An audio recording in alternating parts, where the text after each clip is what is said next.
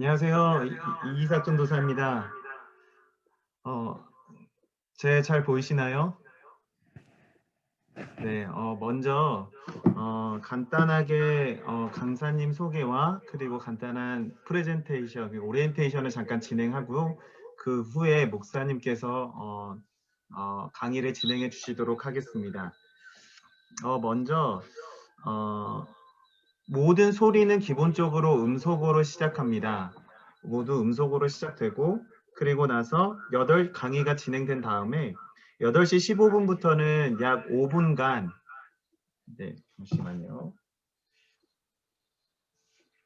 약 5분간 쉬는 시간이 주어집니다. 그리고 나서 만약에 강의를 들으시다가 질문사항이 있으시면 이제 채팅창에다가 질문을 적어주시면 됩니다.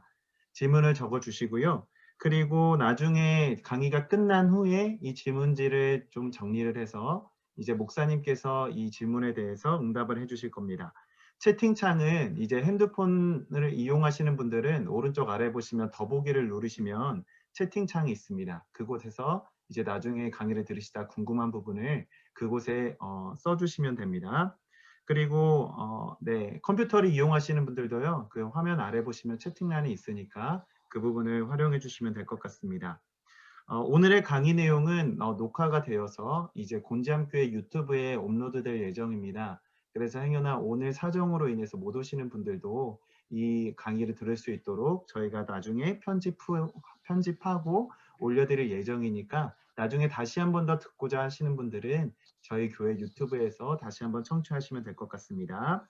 행여나 또 늦게 오시는 분들이 또 있으실 수 있습니다. 늦게 오시는 분들이 있으실 수 있으니까 그분들도 이제 뭐 늦었다고 들어오지 말라 이것이 아니라 계속해서 초대를 해주셔서 우리가 같이 끝까지 함께 좋은 강의를 들을 수 있었으면 좋겠습니다. 행여나 저희가 이제는 발표자 보기 형식으로 우리가 세팅을 해야 되는데요. 우선은 PC를 사용하시는 분들은 화면 오른쪽 위에 보면 보기 버튼이 있습니다. 그 오른쪽 위에 버튼에 보기 버튼을 누르시면 발표자 보기 형식을 클릭하는 버튼이 있으니까 그거를 활용해 주시고요. 핸드폰으로 보시는 분들은 이제 좌우로 스크롤 하다 보면은 이제 이제 발언하시는 분들이 나오는 화면이 있습니다. 그 화면을 보시면서 이제 목사님께서 공유해 주시는 그런 PPT를 보시고 이제 그것을 이제 보시면 좋을 것 같습니다. 네, 그렇습니다. 그러면 우리 간단하게 우리 문재진 목사님, 강사님 목사님을 우리가 한번 이력을 그 내용을 잠깐 소개를 해드리고요. 그리고 문재진 목사님께서 기도해 주심으로 우리가 계속해서 세미나를 진행하도록 하겠습니다. 먼저 문재진 목사님께서는요. 지금 현재 미래교회 연구소 소장으로 계십니다. 그리고 아시아 미래연구소 연구원으로 계시고요. 그리고 교육목회실천협의회 책임연구원으로 지금 섬기시고 계십니다. 더불어서 대한예수교 장로회 통합 측 청소년 그리고 장년 노년 공과 집필자로도 지금 활동하고 계십니다. 더불어서 지금 푸른빛 광성교회 담임 목사님으로 이제 심호하고 계시고요. 이제 이전에는 장신대 기독교 교육연구원 청소년팀에서 사역을 하셨고 그리고 GT 편집장 그리고 월간 드림 교사, 클릭 교사 그리고 교육 목회 청소년 매거진 편집장으로 심우하셨습니다. 정말 귀하신 목사님을 모셨으니까 우리가 함께 귀한 강의 들으면서 우리가 교사로서 우리의 역할을 우리가 다시 한번 되새기는 귀한 시간 될 수 있었으면 좋겠습니다. 그러면은 우리 목사님께서 인사해 주시고 그리고 기도해 주신 다음에 우리 바로 강의 시작하도록 하겠습니다. 예, 안녕하세요. 이렇게 뵙게 돼서 반갑습니다. 이렇게 만나는 것이 어느 순간에 일상이 돼버렸는데요. 일상이 오래가지 않았으면 좋겠다라는 생각이 들고 속히 코로나19가 속히 끝나서 예전처럼 기독교육은 만남의 교육인데 온라인상에서 만남이 아니라 현장에서 진짜 얼굴 대화하고 만나고 관계 갖고 대화 나누고 그런 시간이 빨리 왔으면 좋겠다는 생각이 듭니다. 떨어져는 있지만 우리가 성령 안에서 교통하고 또 온라인 안에서 또 교통함으로 서로에게 좋고 유익되는 시간이 되었으면 좋을 것 같습니다. 제가 생각을 해보니까 곤지암교회를 2014년도에 교사 헌신예배인가 갔던 기억이 있어요. 그래서 그 위치도 대충 기억이 나고 되게 반갑고요. 또 이 시간에 저녁 시간에 바쁘고 분주한 시간일 텐데 함께 또 다음 세대를 위해서 교육하기 위해서 자리에 앉으셔서 앉아서 강의 듣는 게 그렇게 쉽지 않거든요. 저도 많이 들어봐서 아는데 쉽지 않은데도 그래도 우리가 1시간 3, 40분 동안 좋은 얘기 주고받고 또 들으시고 또 궁금한 게 있으면 또 질문해 주시고 또 답하면서 저와 여러분에게 좋은 시간이 되었으면 좋겠다는 생각이 듭니다. 네, 그럼 이제 기도하고 다음 진행하도록 하겠습니다. 사랑의 하나님 감사합니다. 예기치 않았던 일들이 우리 앞에 벌어지고 앞당겨진 미래가 우리 앞에 와 있습니다. 준비되지 않은 시간으로 지난 1년을 보냈고 또 새롭게 한 해를 맞이해 보내고 있습니다. 다음 세대, 여기 있는 이 미래 세대와 함께 사역할 때 아버지 하나님께서 함께 해주시고 힘과 능력을 주셔서 우리 앞에 있는 이 아이들이 하나님을 향한 소망을 품고 또 하나님 주신 비전을 품고 나아갈 수 있도록 인도해 주시고 그들을 위해서 수고하며 기도하며 애쓰는 모든 선생님들 위해 아버지 하나님께서 함께 하시고 그 은혜 베풀어 주옵소서.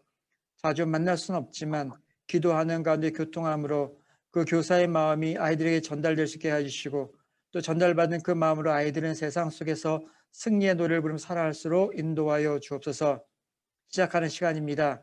끝나는 시간까지 함께 하시기를 원하옵고 주신 예수 그리스도의 이름으로 기도드립니다. 아멘.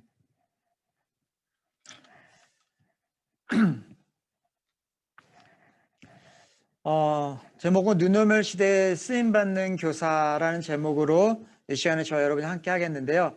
다음 세대 교육 들어가기 전에 일단 코로나19, 코비드19 이 현 상황에 대해서 먼저 전체적인 걸 짚고 한번 넘어가도록 하겠습니다.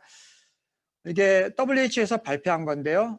지난달입니다. 지난달에 발표했을 때 확진자가 9,700만 명이었는데 지금 어제 날짜로 1억 3천 명까지 늘어났습니다.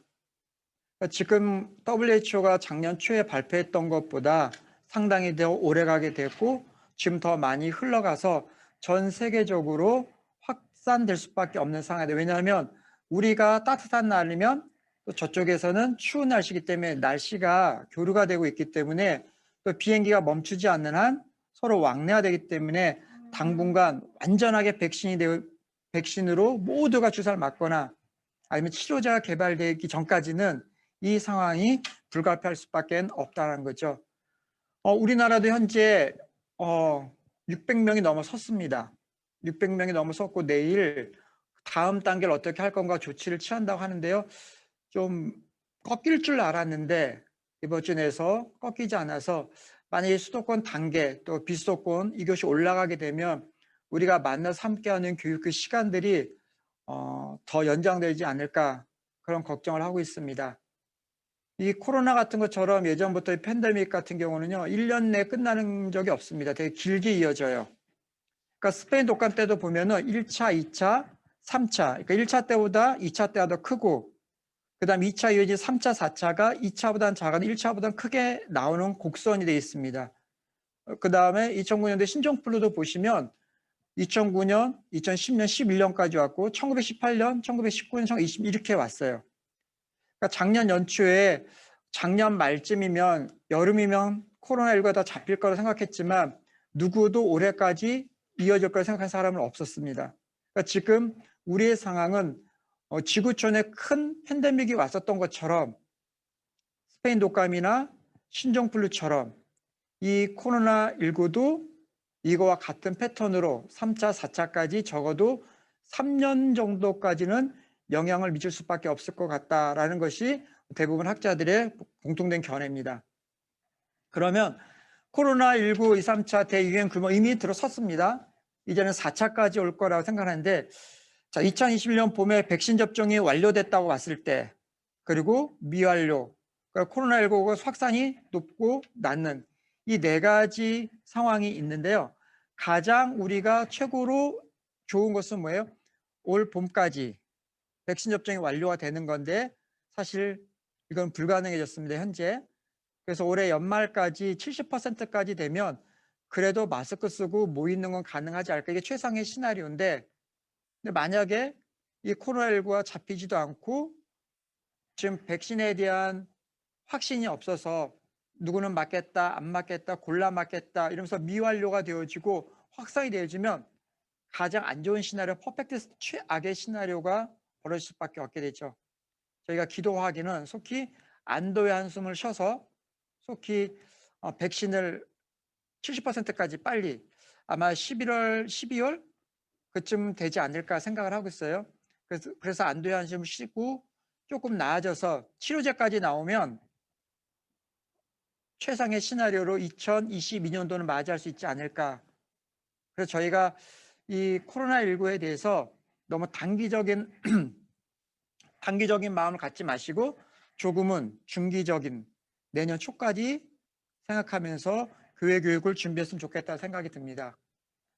근데 코로나19와 함께 힘든 게 뭐냐면 바로 경제위기죠. 이미 지난 1월, 2월 실업률 증가했고 또 자영업도 많은 분들이 문을 닫았고 대기업도 수출이 많이 줄어들었고 그래서 이 경제적 위기는 우리 많은 성도님들 특별히 교사이신 분들의 가정에도 또 직장 문제와 크고 작은 개인의 기업의 문제에도 많은 영향을 주고 있죠. 그래서 이 경제 위기가 더 커지면 결국은 예전에 IMF도 이 단계처럼 어떤 분은 그런 얘기 하더라고요. IMF보다 더하다라는 분들도 계시고 그에 못지않다라는 분들도 있고 그래서 IMF 때 한번 어려움을 겪었는데 코로나19 때문에 또 어려움을 겪고 있다라고 하는 분들도 계시고 있더라고요. 그래서 이 코로나19가 장기화될수록 교사인 여러분들이 가정, 기업의 경제 위기 때문에 또 여러분의 자녀와 교회학교 아이들 돌보는데 또 많은 어려움이 있을 수가 있기 때문에 속히 끝내야 할 문제라고 생각이 듭니다. 그래서 이 금융위기가 2008년도에 왔을 때 2, 3년이 지난 후에 회복기가 왔습니다. 코로나19 같은 경우도 작년에 그다음 올해 말 늦으면 내년 초까지 간다고 쳤을 때 코로나19가 끝나고 나도 경제가 회복되는 데 있어서는 2, 3년이 더 지나야 된다는 거죠. 그러니까 2008년도에 금융위기가 왔을 때 이것이 완전히 회복되는 것은 2012년, 13년도였거든요. 그러니까 지금도 우리 모두가 경제적 어려운 가운데에서 하루하루 보낼 수 있고 그러니까 가정경제의 어려움은 또 교회의 어려움이 되고 또 교회의 어려움은 교육에 투자되는 부분에 어려움 속에 있을 수도 있다. 그러므로 지금 고통 가운데 있지만 그럼에도 불구하고 우리가 희망을 가지고 다음 세대를 위한 교육은 멈추지 않았으면 좋겠다. 자, 코로나 이후에 새로운 이제 눈여겨볼 형성된 새로운 사회가 형성이 되는데 우리가 항상 작년 연말부터 제가 강의를 다니면서 그랬습니다. 코로나19 이 바이러스 끝나면 좋은데 만약에 변이가 생기면 이것이 좀 더 이어질 수 있겠다 생각했는데 아니나 다를까 원하지 않았지만 영국에서 변이 바이러스 신종 나타났습니다. 그래서 이것이 점점 전 세계적으로 확장되고 우리나라에도 이미 변이 바이러스를 가진 분이 들어와 계시고 이것이 또 나타나고 있죠. 결국 감염병은 확산일로 있기 때문에 우리 삶의 모든 부분들이 많이 변경됐죠. 그래서 도심지 주택에 있던 분들이 근교주택으로 빠져나가고 재택근무가 늘어나고 또 오프라인 교육은 온라인 교육으로 많이 이어지고 있고 그래서 어떻게 보면 바깥에서는 온라인 교육으로 인해서 평생 학습하는 평생 학생 지금 이 강의를 듣고 있는 여러분 교사 여러분들도 가르치는 분이지만 지금은 배우는 교사 입장이지 않습니까? 그래서 항상 배우고 가르치는 것이 동시에 진행이 되어지고 있다. 그러면 여러분들이 개인의 학습에 투자를 하면서 지나갈 수밖에 없다는 것을 우리가 알아야 합니다. 잠깐 마이크를 좀 교체를 좀 하겠습니다.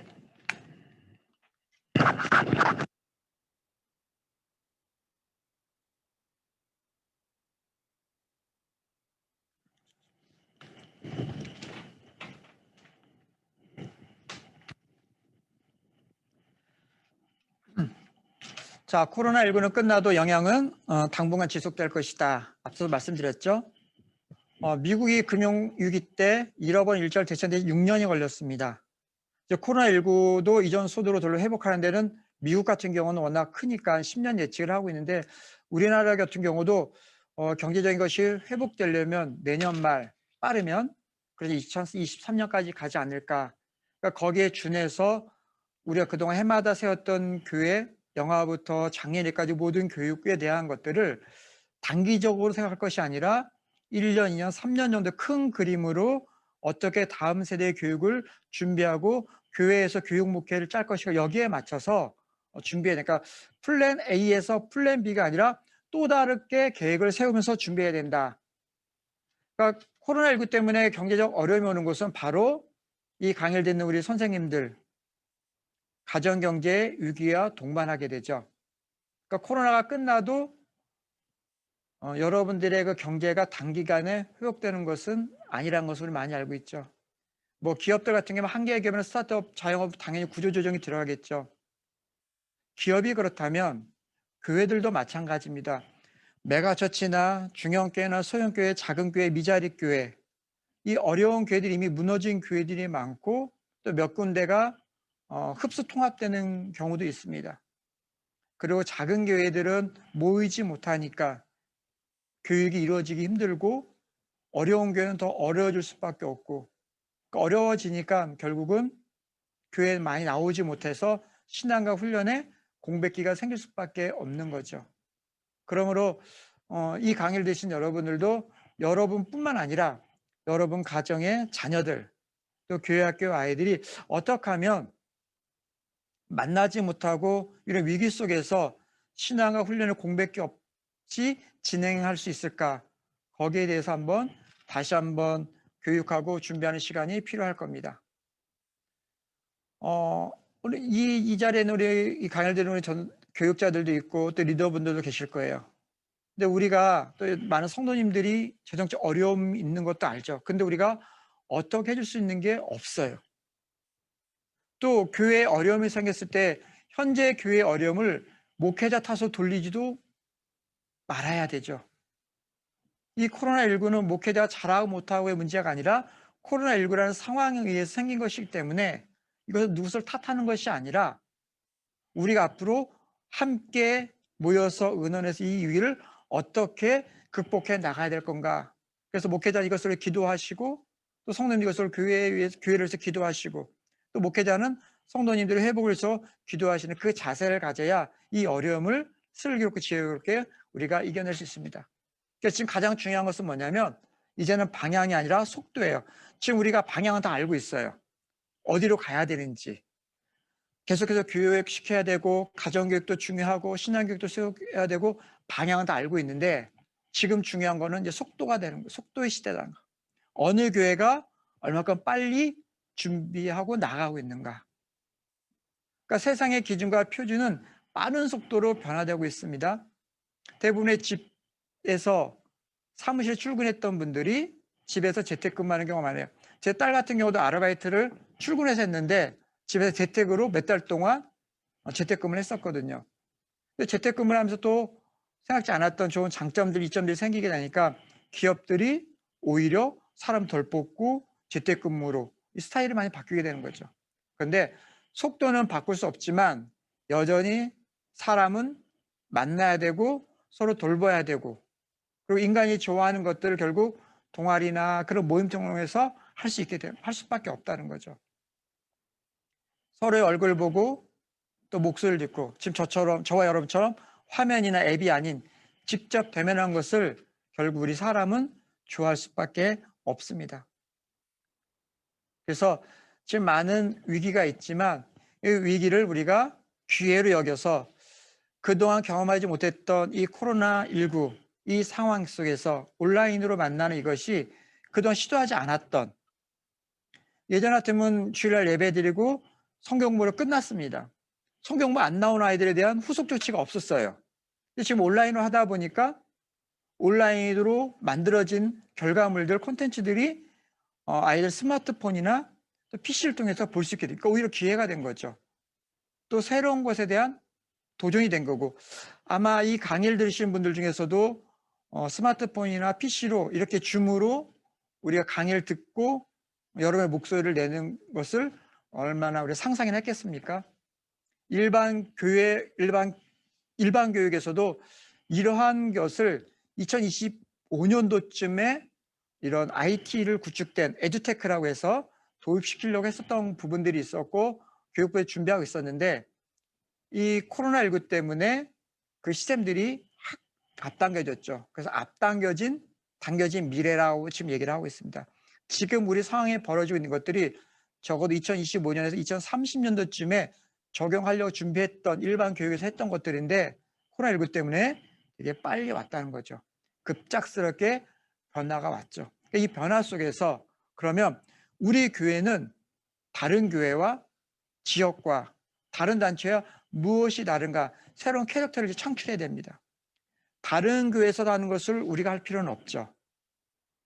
그러니까 이런 기간 동안에 많이 만나지 못하는 이런 시간일수록 더 많은 것을 준비해 가면서 그러면 이러한 시기에 우리 교회가 내세우고 주장하며 나갈 수 있는 것은 무엇인가?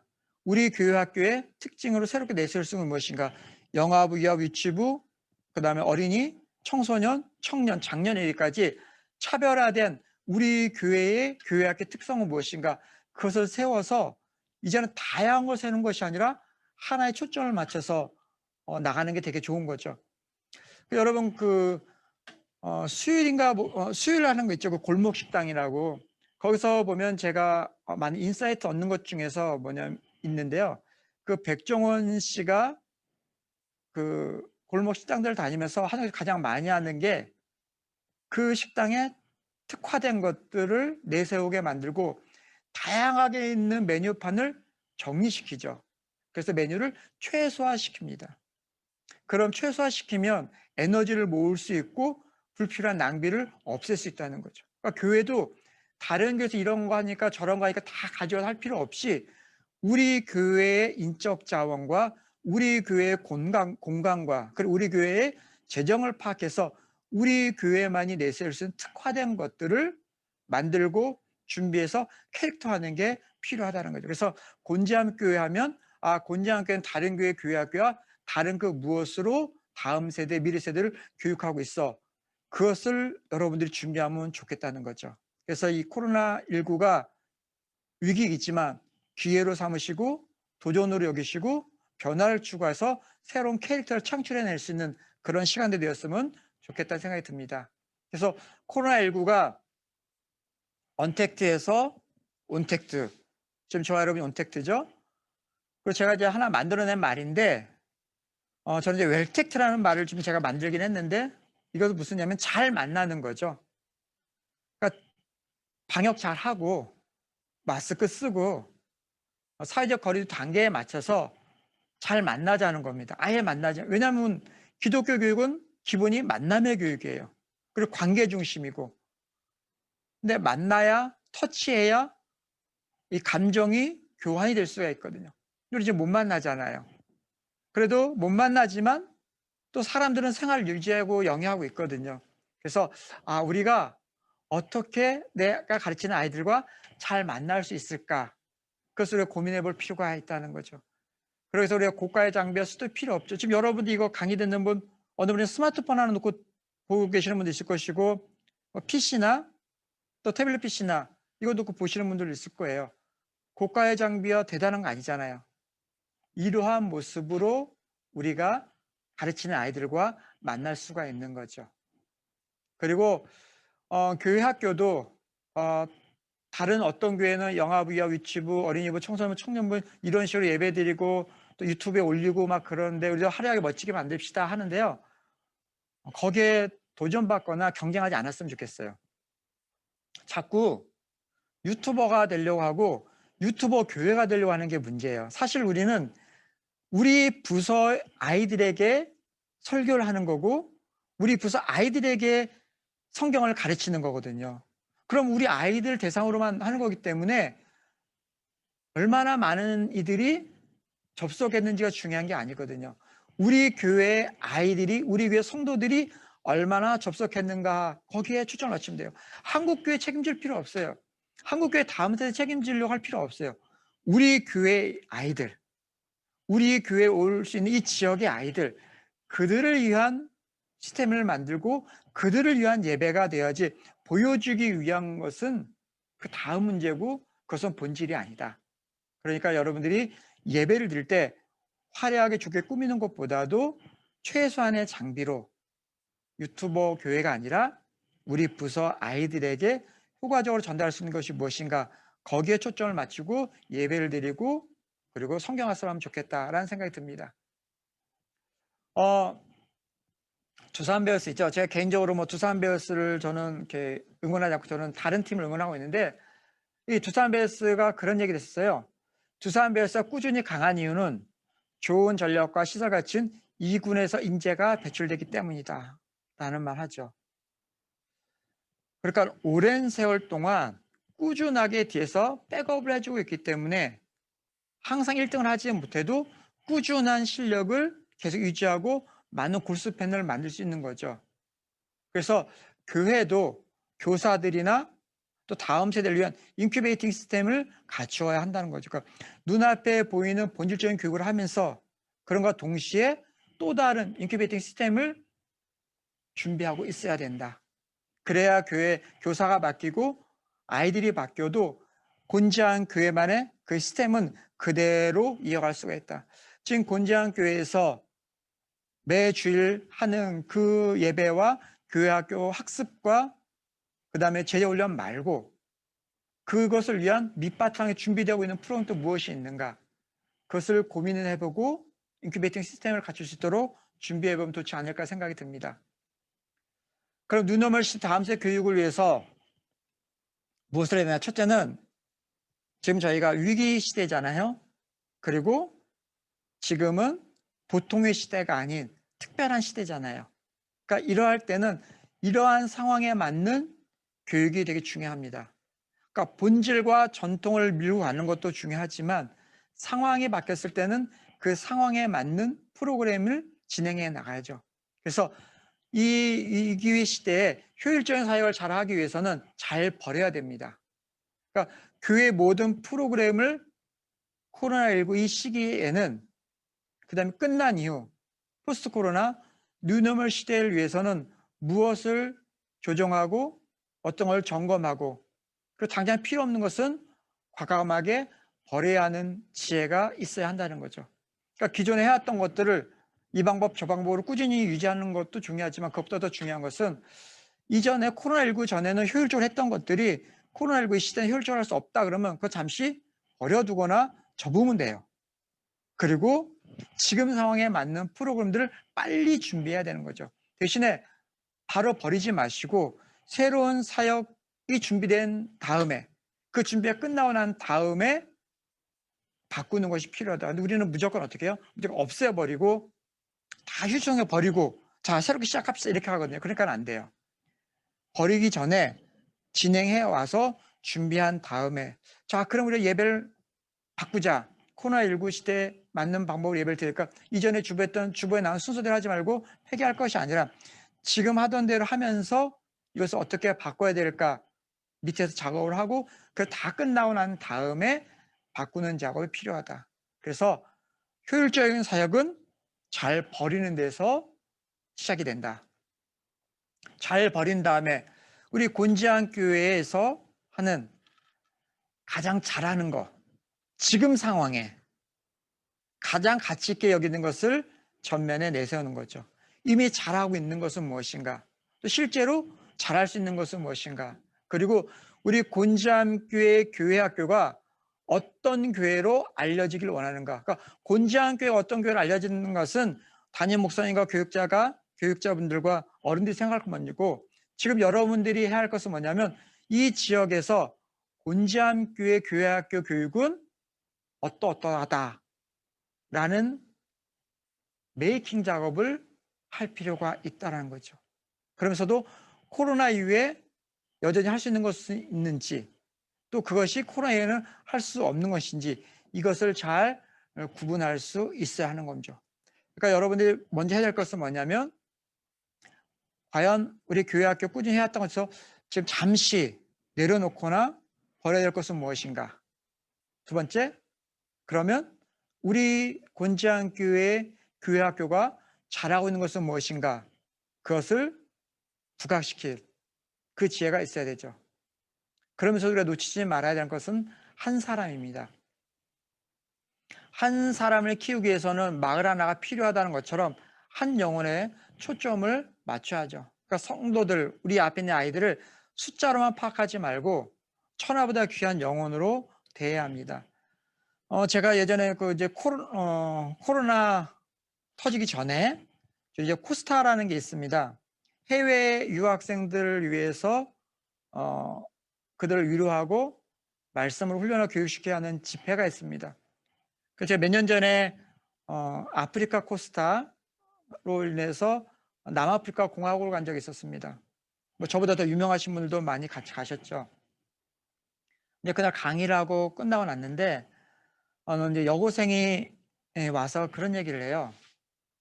그 훌륭하고 좋으신 목사님들도 오셔서 좋은 강의 많이 해주시고 너무나 감사하고 너무 은혜 받았다고 그러면서 자기에게는 강사님, 그러니까 저와 같이 갔던 그 많은 분들보다 자기에게는 더 훌륭하고 유명한 목사님이 있다고 얘기를 하더라고요. 그래서 그럼 누구냐고 얘기를 했더니 그 친구가 얘기를 하는 거예요. 이 친구는 경상도 어느 시골에서 교회를 다녔어요. 아주 시골에서. 그러니까 교회 학교가 없었습니다.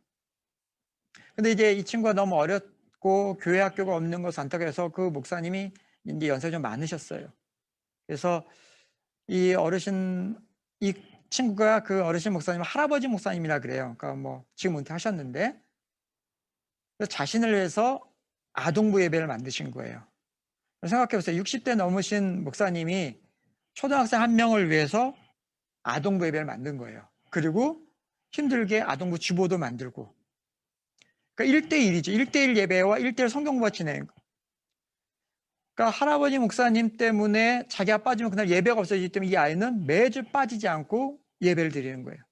또 이 아이가 한 명 매일 예배를 드리러 오니까 할아버지 목사님은 그 한 아이를 위해서 열심히 예배를 준비하고 성경을 준비하는 거죠. 이 아이가 중학교 올라왔습니다. 중학교 올라왔더니 이제 아동부 예배는 없어졌죠. 대신 뭐가 생겼겠어요? 중등부 예배가 생긴 거예요.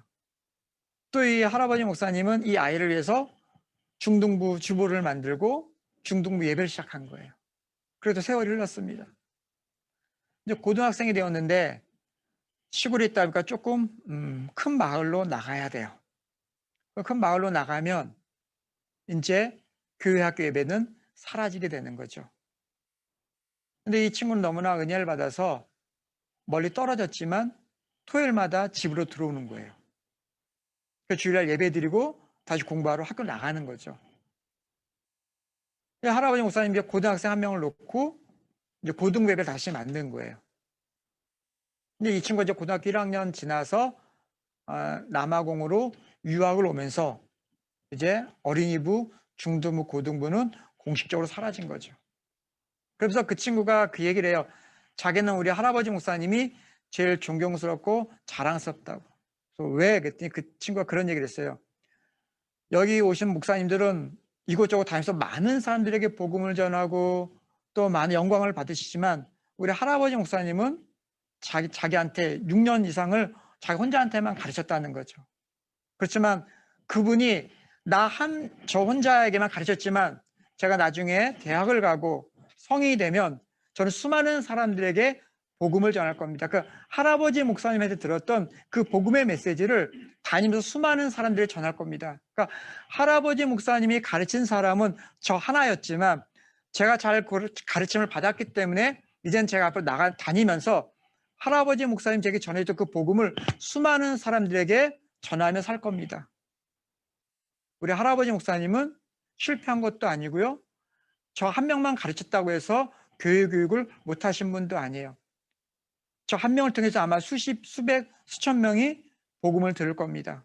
저는 그래서 할아버지 목사님을 제일 존경합니다. 그때 같이 강의하러 갔던 많은 목사님들이 그 친구 때문에 많은 은혜를 받고 도전을 받았어요. 그 할아버지 목사님이 정말 한 영혼을 천하보다 귀하게 여겼구나. 한 사람 교회 교육을 정말 잘 시켰구나. 그것을 깨달았어요. 여러분, 기독교 교육은요, 많은 영혼을 변화시킨 것도 중요하지만 한 영혼, 내 앞에 자리한 그 한 영혼에 대한 애틋함, 사랑함, 그것을 가지고 구호로 여기는 한 영혼이 천하보다 귀하다는 구호가 아니라 내 마음 깊숙이 받아들여서 여러분이 가르친 그 아이가, 제가 그 외국 나서 만났던 그 아이의 고백이 여러분이 가르친 그 아이들 입술에서 나올 수 있기를, 내가 오늘 이곳에 와서 저곳에 가서 수많은 사람의 복음을 전할 수 있는 것은 나를 가르쳤던, 어렸을 때 청소년기에 청년 때 나에게 복음이었던 선생님, 전사님, 목사님 때문이라고 고백되어지는 그분이 여러분이 될 수 있기를 간절히 바랍니다. 그 다음에 아이들이 제일 먼저 만나는 첫 교사는 누가 뭐래도 부모입니다. 그래서 코로나19를 가장 변화된 것이 뭐냐면 가정교육이에요. 그런데 안타까운 것은 코로나19가 터지면서 가정교육이 중요합니다. 그러니까 담임 목사님이나 뭐 교육 목사님들이 자, 여러분 가정교육 잘 시켜야 됩니다. 라고 얘기를 했어요. 초창기에는. 그런데 부모님이 되게 당황했죠. 왜요? 가정교육을 제대로 훈련시키는 방법을 교회에서 제대로 배우질 못했어요. 아이들을 어떻게 큐티를 지도해야 될지, 성경 공부를 어떻게 지도해야 될지, 예배에 어떻게 참여하게 될지 이것을 가르치질 못했거든요. 그래서 작년 같은 경우는 이것이 되게 혼란스러웠고, 가정 기독교육이 잘못되었다는 되게 위기를 많이 느꼈습니다. 그래서 작년 5월부터인가요? 그 이제 지방으로 강의를 다니면서 그랬어요. 지금 가장 중요한 것은 부모들 먼저 교육을 시키십시오. 부모님들에게 큐티하는 방법을 가르쳐 주시고 아이들과 성경 읽는 법, 묵상하는 법, 성경 가르치는 법들을 먼저 가르치십시오.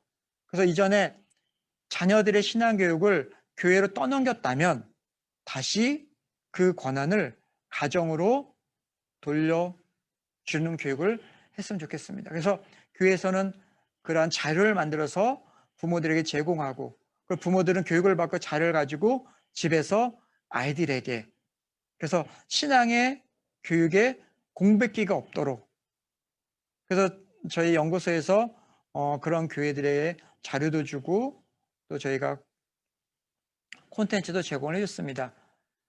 지금 1년이 지났기 때문에 대부분의 교회들은 이제 가정교육을 부모들이 어떻게 해야 되는가 많은 자료들이 이미 나와 있고, 그리고 진행하는 교회들이 꽤 많은 걸로 알고 있어요. 그래서 지금은 작년 같은 경우는 비자발적 가정사역이었었죠. 지금은 이제 1년을 지났기 때문에 이제는 비자발적이 아니라 자발적으로 가정에서 기독교 교육이 진행되어야 됩니다. 그러니까 지금 여러분들이 강의를 들으시면서 교회 학교 아이들을 잘 가르치는 것도 중요하지만 여러분 가정에 있는 자녀들을 신앙교육을 잘 시켜야 된다. 첫째는 뭐부터 해야겠어요? 말씀 묵상하는 법. 두 번째, 자녀들과 함께 성경 공부하는 것, 즉 발달 단계에 따라서 영아, 유아, 유치, 또 어린이, 청소년, 그들에 맞는 교재와 자료를 가지고 그들에 맞는 눈높이로 성경 공부를 하고 말씀을 묵상할 수 있도록. 안 했다 했기 때문에 되게 어색할 거예요. 어색하다고 안 하면 끝내 못합니다. 어색하더라도 일주일에 한 번, 일주일에 두 번, 일주일에 세 번, 그렇게 교육이 진행되어야 된다. 근데 또 우리가 놓치지 말아야 될 것은 뭐냐면, 부모가 교회를 다니지 않는 아이들을 놓쳐서는 안 된다는 거죠. 곤지암 교회에서 어떻게 하는지 모르겠는데, 여러분들이 부모가 교회에 오는 아이들은 가정교육과 부모교육을 시켜서 그 부모들이 교육을 받아서 자녀들과 아이들을 가르칠 수 있어요. 근데 부모가 안 나오는 아이들 같은 경우는 되게 논외가 되는 경우가 너무나 많습니다. 가정, 학교, 교육, 이 삼각구도로 기독교육을 한다고 하는데 부모가 믿지 않는 이 아이들은 기독교 교육에 있어서 교육에서 논외가 되고 있어요. 어떻게 말하면 차별받고 있다고 볼 수밖에 없죠. 그러면 그들의 부모 역할을 누가 해줘야 될까요? 교사인 여러분이 해줄 수밖에 없는 거예요. 만약에 교사인 여러분들이 그들의 부모 역할을 해주지 않으면 이 아이들은 신앙에 공백기가 오고 결국은 접촉점이 사라지기 때문에, 또 반강제하는 부모도 없기 때문에 거리가 점점 멀어질 수밖에 없죠. 그리고 절대 놓치지 말아야 할 것은 뭐냐면, 신앙의 가정과 부모 교육도 중요하지만 또한 부모가 교회 다니지 않는 그 아이들을 우리가 어떻게 효율적으로 효과적으로 교육할 것이냐. 카톨릭에는 대모나 대부처럼 그렇게 부모가 교회 안 다니는 아이들을 선생님들이 몇 명이 전담을 해서 그런 아이들의 신앙을 컨트롤하고 또 그를 신앙교육 시킬 수 있는 그런 고민과 교육이 있었으면 좋겠다. 이건 꼭 부탁을 드립니다. 보니까 지금은 예전에는 부모가 안 다니고 교회 온 아이들이 많았지만 지금 이제 부모들이 다니고 아이들 다니는 게 퍼센트 높아졌지만 그럼에도 불구하고 30-40%는 부모가 안 다니고 친구 따로 온 아이들이 많거든요. 그러니까 그들의 신앙을 빌드업 시켜주기 위해서 우리는 무엇을 준비하고 어떻게 되는가, 이거에 대한 고민은 이 코로나19 때 우리에게 주어진 중요한 과제입니다. 그래서 이 과제를 우리가 잘 풀어갈 수 있도록 이후에 코로나19가 끝나고 난 다음에 뉴노멀 시대에도 이 교육은 우리가 분명히 진행해야 된다. 그리고 예배 어디서가 아니라 어떻게, 한 장소에 지금 예배 드릴 수가 없지 않습니까? 지금 곤지암교회도 아마 온라인 교회학교 예배도 드리고 또 20%, 30% 거기에 맞게 예배를 드리고 있을 거예요. 예배당에 모여서 예배 드리는 게 가장 중요하고 좋습니다. 근데 한 곳에 모여서 예배 드릴 수 없다면 흩어져 있는 그곳에서 어떠한 자세와 마음으로 예배를 드려야 하는지 그것을 가르치고 지키게 해야 합니다. 아유, 알아서 하겠지. 말한다고 듣나? 그럼에도 불구하고 예배당에 모이지 못하고 각자의 자리에서 부모 따라 바닷가를 가고 산을 가고 캠핑을 갔을지라도 그곳에서 어떠한 자세로 어떻게 예배해야 되는지 그것을 알려줘야 된다는 거죠. 그럼 무슬림 같은 경우 보세요. 그들은 모스크가 없다고 해서 예배드리지 않지는 않습니다. 그래서 그들이 생각해낸 고민이 뭐예요? 무슬림들은 광야에서 이동하며 다녔고 건물 짓기 상당히 힘들었어요. 그러니까 그들이 예배당인 그 모스크가 없는 게 너무나 많았습니다. 그래서 그들이 내린 결정이 뭐예요? 하루에 5번 메칼 향해서 기도하는 것으로 훈련이 되었죠. 그러니까 공간이 중요한 것이 아니라 공간과 시간 한계 뛰어넘어서 예배자의 마음, 예배자의 자세를 우리도 무슬림을 예를 들어 좀 그렇긴 하지만 그러한 신앙의 자세가 우리에게도 있어야 된다. 9시 교회학교 예배 드린다. 그러면 우리 아이들이 어느 장소에 있든지 9시 교회학교 예배 이 시간에는 내가 꼭 교회에 있는 그 예배당을 보면서 뭐 할 필요는 없지만 있는 그 공간에서 거룩하게 예배 드릴 수 있도록 그 자세를 가르칠 수 있어야 한다. 그래서 어느 장소가 아니라 어떻게 예배 드려야 되느냐. 그것을 우리가 알려줘야 되죠. 그리고 지금 이제 프로그램이 어떻게 돼요? 교회로 모일 수가 없잖아요. 아이들 데려올 수도 없고. 그래서 우리 교회로 와. 교회에서 무슨 행사를 해. 이것이 아니라 이제는 작년은 정신없이 보내다 치고 올해는 와보라가 아니라 그곳으로 조금의 우리가 발상의 전환을 할 필요가 있다. 그래서 다음 세대 교육은요. 앞으로 코로나 끝나고 나도 뉴노멀 시대에서 이제 점점 더 와보라는 큰 의미가 없어질 겁니다. 왜냐하면 이 온라인에 익숙해졌죠. 그러나 다시 리바운드가 되면 결국 80%는 교회로 돌아가게 돼 있어요. 그러나 돌아오지 않는 20%를 우리가 또 놓칠 수는 없겠죠. 그래서 와보라가 아니라 우리가 그 아이들 있는 그곳으로 교회에서 하는 행사가 아니라 교회 바깥으로 나가서 그들과 어떻게 만나고 그들과 함께 교류하고 교제할 수 있는가. 그리고 또 우리 하나 생각해야 될 거, 성공한 교회들이 세상을 바꾸는 것이 아니라 세상을 바꾸는 교회가 성공했다. 이거 좀 여러분이 꼭 생각했으면 좋겠습니다. 큰 교회가, 대형 교회가 세상과 그 마을을 변화시키는 것이 아니라 마을을 변화시키는 교회가 성공한 교회죠.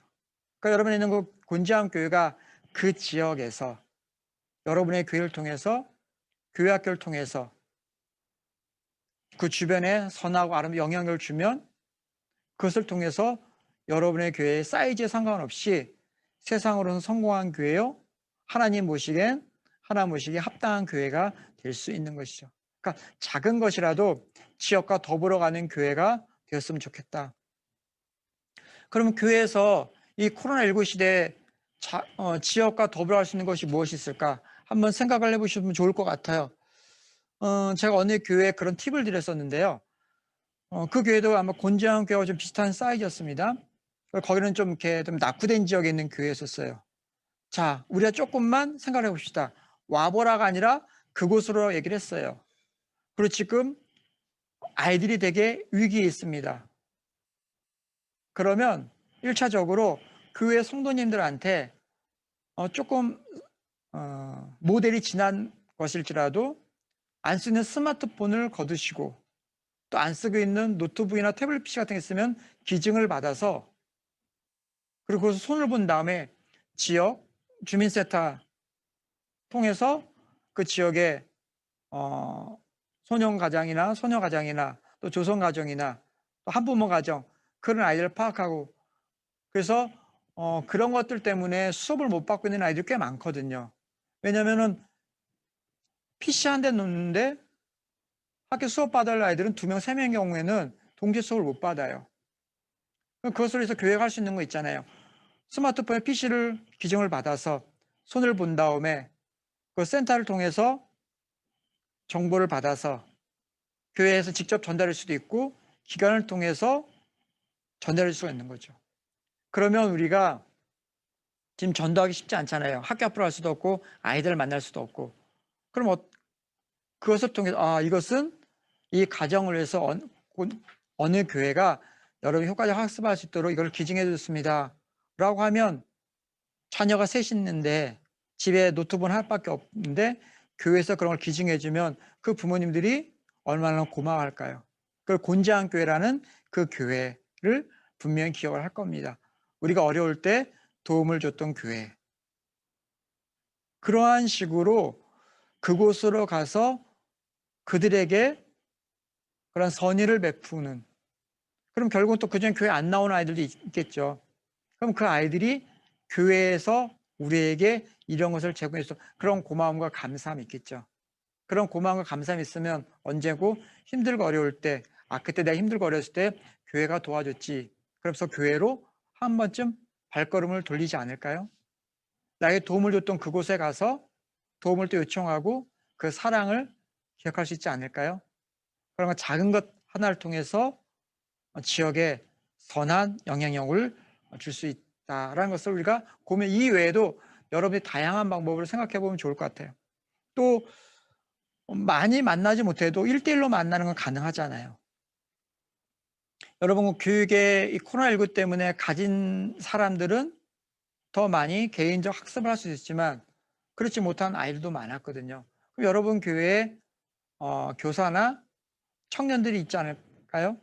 그러면 그분을 통해서 또 지역에 학원도 못 가고 코로나19 때문에 제대로 수업도 못 받는 그 아이들에게 1대1로 결혼을 맺어서 그들에게 가서 일주일에 한 번씩 학습을 도와주고 지지해 주는 거.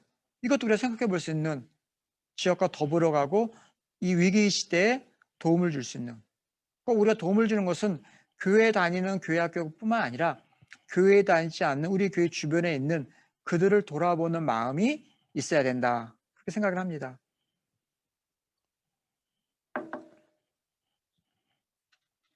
그래서 그러면 이제 이런 전반적인 것을 여러분이 얘기한다면 그러면 지금부터 이 코로나19 위기 가운데 1년을 보냈고 지금 4월을 맞이하고 있는데 이 시대에 정말로 내가 교사로서 이런 것을 모든 걸 이겨야 하고 다음 세대를 내가 준비하고 있다면 그들을 위해서 내가 어떤 마음을 가지고 어떻게 부르심 합당한 자세로 나가야 될 건가를 우리 한번 생각해 볼 필요가 있습니다. 자, 교사인 여러분은 미래를 세우는 사람이라는 것을 꼭 기억하시기 바랍니다. 저는 곤지암 교회가 지금도 좋은 교회지만 10년 후가 더 좋은 교회가 되길 바랍니다. 20년 후가 더 좋은 교회가 되길 바랍니다. 지금 여러분 교회가 못하다는 것이 아니라 여러분이 가르친 그 아이들로 인해서 그 아이들이 자라서 10년 후에 더 좋은 교회, 또 20년 후에 더 좋은 교회로 만들기를 원하고 그것을 위한 애쓰고 수고한 여러분이 그 미래를 세우는 교사라는 자부심을 꼭 가졌으면 좋겠습니다. 예전에는 교육이 한우물 파겠죠. 한우물만 꾸준히 파면 된다. 그래서 I자형 인간이었었어요. 한우물만 깊게 팔아. 한우물 깊게 팠더니 나중에 은퇴하고 중간 회사 나오면 다른 게 할 게 없었죠. 그래서 20세기 말에는 T자형 인간을 내세우기 시작했습니다. 한 우물을 파면서 얇지만 넓게 다른 것도 가져야 된다 해서 T자형 인간이 20세기 말, 20세기, 그러니까 2000년 초반까지 왔죠. 지금은 A자형 인간이죠. 즉 A 양쪽 기둥을 이루는 것이 뭐예요?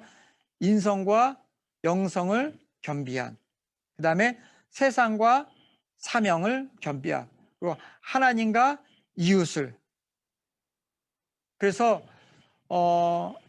여러분이 가르치는 아이들, 뒤에 설명하겠지만 이 MZ 세대는 철저하게 A자형으로 나가야 됩니다. 기업에 강의를 가다 보면 그 인사 담당자분들도 만나는데요. 그분들 만나고 대화하다 보면 그런 얘기를 해요. 지금 인사위원회에서 사람들 뽑을 때 인성이 매우 중요한 영역 중에 하나라고 그래요. 이제 여러분, 인성을 제일 잘 가르치는 곳이 그동안 어디였을까요? 사실 교회였었어요. 교회하면 사실 인성교육의 요람이라고 말할 정도로 하나님 앞에 정직하고, 코람되어 하나님 앞에 정신으로 정직하고 바르게, 그리고 사회에 헌신하고 봉사하면서 섬기면서 이것을 가르치고 그 속에 젖으며 자라왔던 곳이 바로 교회였어요. 물론 지금은 여러 가지 문제로 인해서 세상에도 교회가 비웃음을 당하고 조롱을 당하고 있지만, 그럼에도 불구하고 인성교육의 핵심은 결국 교회입니다. 그래서 인성을 세우고 그 다음에 하나님의 영성으로 세워서 그들이 하나님 앞으로 바로 갈 수 있도록 그러한 교육이 우리에겐 세워져야 한다는 것을 우리가 알아야 됩니다. 그러니까 여러분 앞에 있는 아이들이 세상의 지식뿐만 아니라 하나님의 지식을 갖추고 또 하나님의 지식을 가지고 세상의 지식도 갖출 수 있는 그러한 다음 세대의 자녀로, 아이들로 자랄 수 있도록 우리가 고민하고 생각하고, 우리 교회에서 아이들의 인성과 영성을 세우기 위해서 어떻게 해야 될 것인가, 이것에 여러분들 고민을 하시고 미래를 준비할 수 있으면 좋겠다. 그래서 여러분들은 여러분 앞에 있는 아이들이 미래를 만들 아이들이고, 그 미래를 만들 아이들을 세우는 분이라는 것을 여러분들이 기억해야 됩니다. 그리고 두 번째로는 교사인 여러분들이 변하는 것과 변하지 않는 것이 무엇인지를 분명하게 인식하는 인사이트, 통찰을 가지고 있어야 돼요. 그러니까 세상이 지금 혼란스럽잖아요. 혼란스럽고 분주하고 바쁘니 가운데서도 여전히 변하는 것이 있고 변하지 않는 것이 있어요. 여러분, 예배 드리는 거 변하지 않아요. 이 코로나19가 끝나면 신방 다시 진행이 될 겁니다. 성경 공부 제자훈련 또 진행이 될 겁니다. 이건 변하지 않는. 그럼 변하는 것은 무엇일까? 지금 만나는 것들이 변화되고 있는 거죠. 그러면 이 변화를 하게 만드는 주 힘이 무엇인가?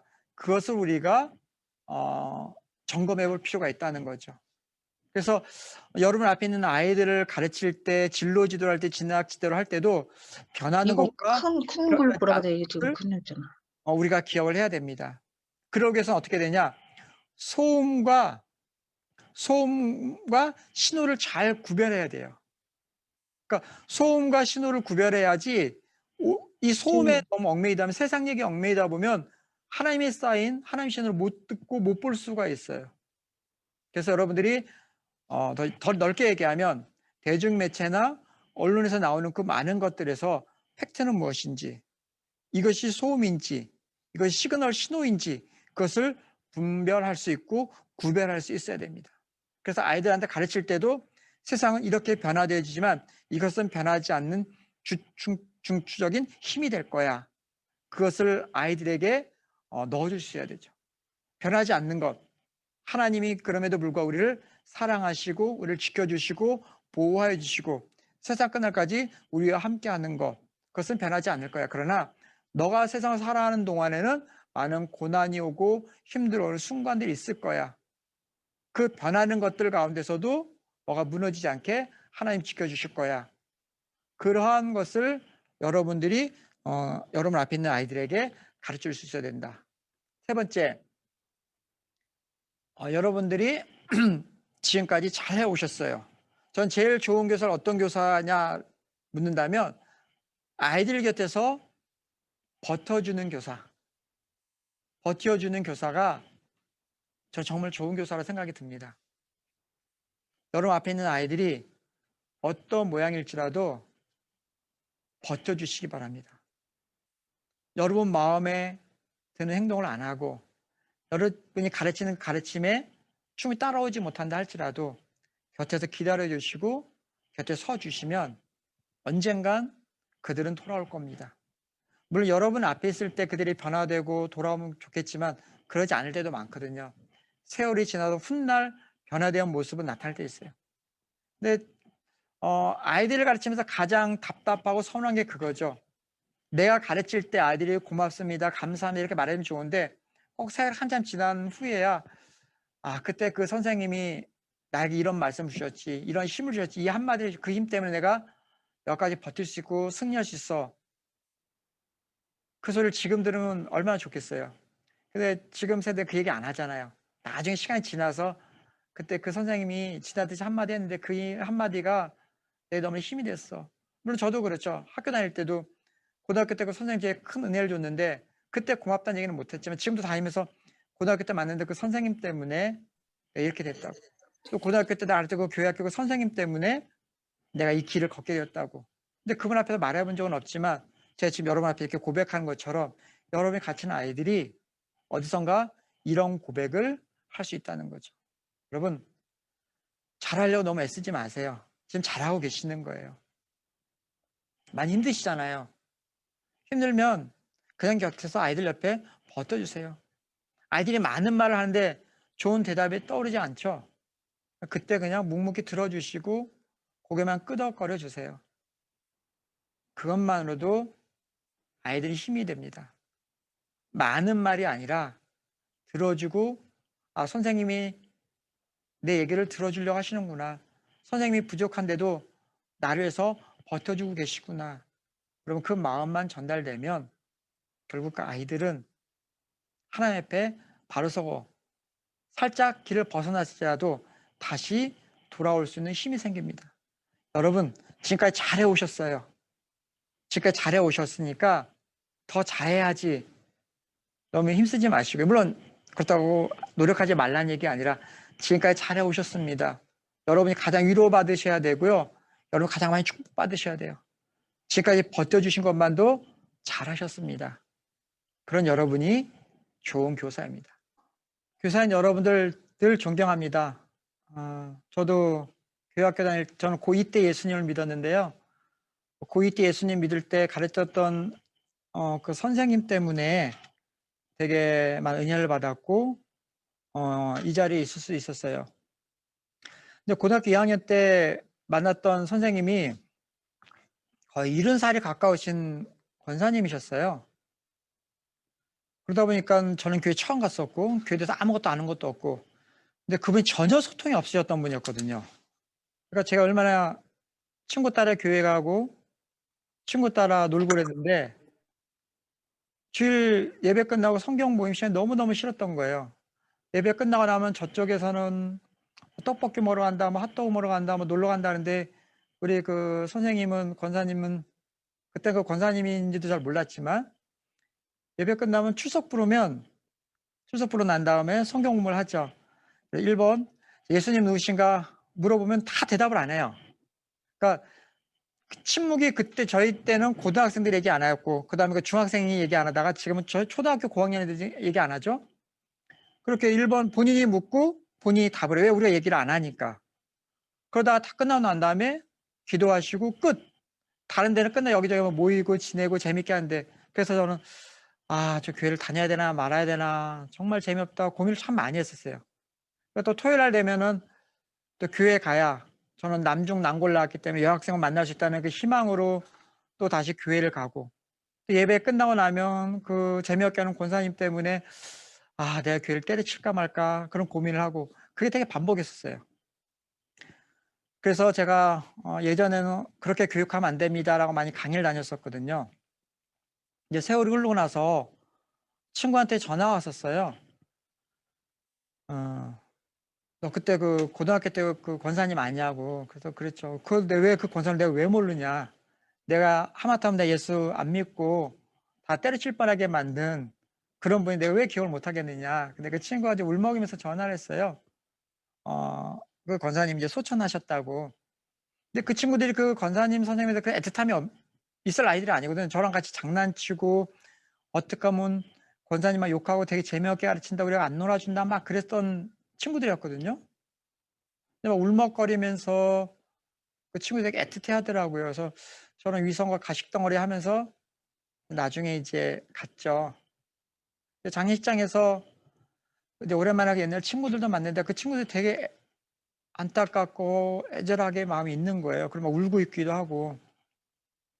그 저도 이제 그 장례식장 가서 이제 만나 뵙고 그 위패 밑에 이렇게 성경 있지 않습니까? 권사님 오랜 세월 동안 그 빨갛게 표지되어 있고 세로줄로 되어 있었던 그 성경.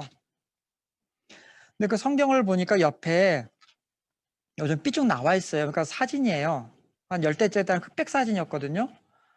이렇게 자세히 그 흑백 사진을 넘기다 보니까 열 몇 장이니까 이분이 그동안 본인이 교사로서 가르쳤던 아이들하고 찍은 사진이에요. 여러분 혹시 기억하는지 모르겠지만 옛날엔 그랬어요. 신년차가 되면 신년 반사진 찍기를 했었습니다. 그러면 교회 앞에 넣어서 계단이 이렇게 있어요. 그럼 계단에 이렇게 쭉 씁니다. 선생님 서 있고 학생 이렇게 해가지고 길게 해마다 1월달에 찍긴 했는데 받아본 적이 없는 그 사진이거든요. 그 사진 어디 갔나 했더니 그 권사님 성경책 사이에 있는 거예요. 열 몇 장이. 혹시 내 때 사진도 있었나 하고 보니까 제 때 찍었던 사진도 있더라고요. 근데 그 사진을 보니까 이 사진이 있고 그 뒷면에 사진 이름 그대로 이름이 써져 있는 거예요. 제 사진 뒤에 문재진 누구 이렇게 다 있는 거예요. 그러니까 세월이 흘러갈수 이 얼굴에 있는 이름을 잃어버릴까봐 그 사진 뒷면에 이름을 써놓은 거죠. 그 밑에다가 꿈, 우린 요즘 말로 하면 비전, 뭐 사명, 뭐 거창했으니까 그때는 꿈이었거든요. 꿈, 문재진, 꿈, 사학자. 제 꿈이 역사학자 되는 거였거든요. 꿈, 사학자. 저도 그 사진을 보는 순간 그냥 무너졌죠. 그리고 주체할 수 없는 눈물이 나왔고. 권사님은 소천하실 때까지 주일 예배, 수요, 금요기도, 새벽기도 갈 때마다 이 성경책을 갖고 다니면서 당신이 평생 가르쳤던 그 아이들, 그 사진을 꼭 매일 기도해 주셨던 거예요. 정말 성경에서 재미없게 가르치고 하마터면 제가 교회 안 갈 교회를 때려칠 뻔하게 만들었던 그분이었는데 제가 신학교를 가고 목사가 된 것도 저희 집안 누구도 예수 믿는 분이 없거든요. 우리 가족 모두를 들어서 친척들까지. 근데 제가 예수를 온전히 믿고 신학교 가고 목사 된 것도 뒤돌아보니까 그 권사님의 기도 때문이었다는 것을 나중에 알게 됐었죠. 저분은 내가 잊고 안 좋은 기억을 얘기하고 다녔음에도 불구하고 당신이 가르쳤던 그 아이들을 위해서 끝까지 기도해 주셨구나. 한순간도 멈추지 않고 그 빛바랜 흑백 사진 속에 있는 제 얼굴, 그 수많은 아이들의 사진을 소천하실 때까지 놓지 않으시고 기도해 주셨던 거죠. 저는 그분이 우리들과 많은 교제를 나누지 않고 많은 대화를 나누지 않았어도 그분이 가르쳤던 제자들 중에서 그 교회에서 가장 많은 목회자들이 나왔고 그 권사님 때문에 그 전사님들이 장신대 교수님들도 되고 저 때 전사님이었던 분들이 장신대 교수님으로 계셔요. 그러니까 그분이 못 가르친 것이 아니라 제가 준비도 안 됐을 뿐들 아니라 본질을 놓쳤던 거죠. 저는 그래서 이후에 강의 다닐 때마다 교육의 방법을 바뀌었죠. 버텨주고 그리고 우리들을 향해서 멈춰주지 않으면 그분은 우리를 기도로 품고 보이지 않는 곳에서 기도로 세워주셨던 분이죠.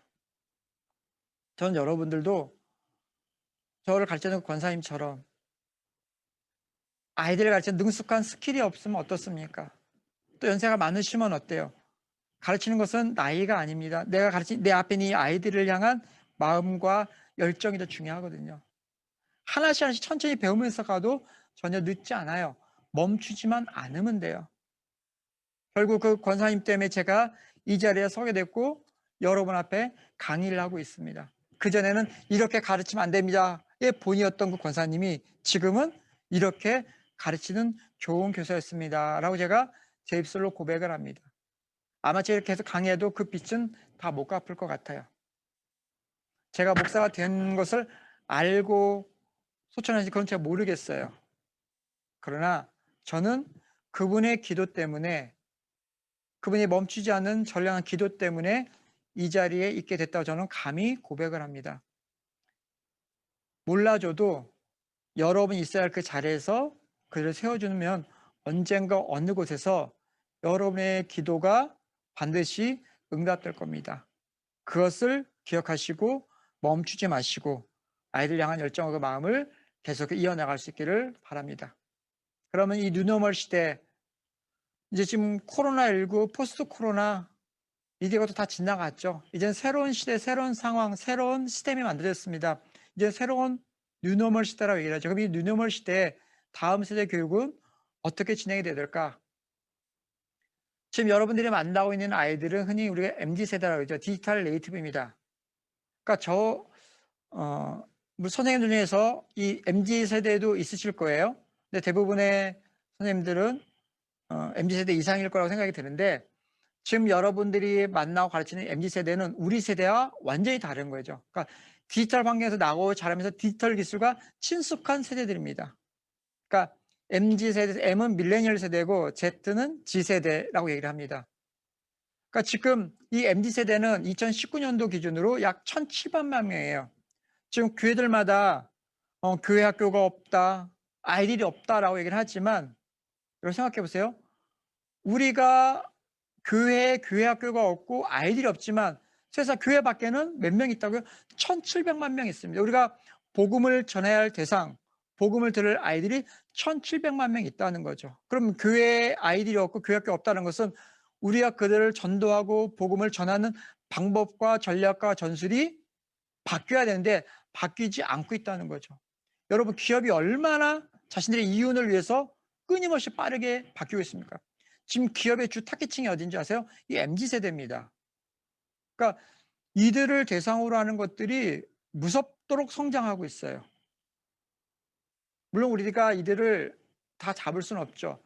그러니까 그래서 이 MZ세대를 또 뭐라고 얘기하냐면 디지털 네이티브라 그래요. 그러니까 디지털을 태어나면서 자라고 샜던 원주민들이라는 거죠. 그럼 저와 저 세대, 위아래 세대는 이민자죠. 자, 이민자는 원주민을 이길 수 없어요. 그러니까 하다못해 제가 쓰고 있는 스마트폰도 저는 중간에 배운 거거든요. 지금 아이들은 태어나면서 손에 쥐고 태어난 아이들이에요.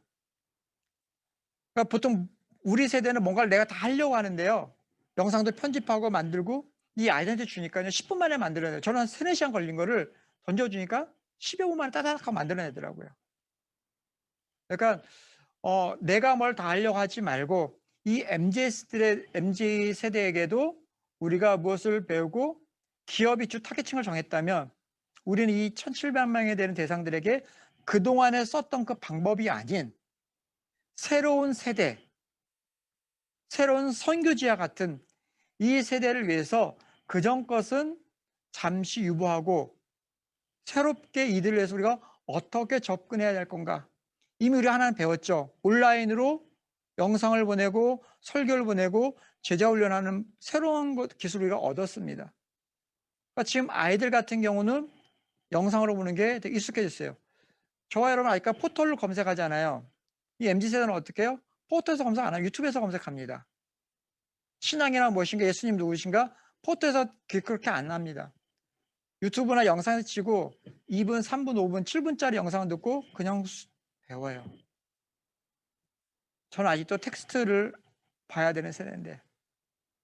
그러니까 지금 여러분들이 가르치는 세대가 디지털에 최적화되어 있는 아이들이다. 저와 여러분보다 더 많은 것을 알고 있는 아이들이라.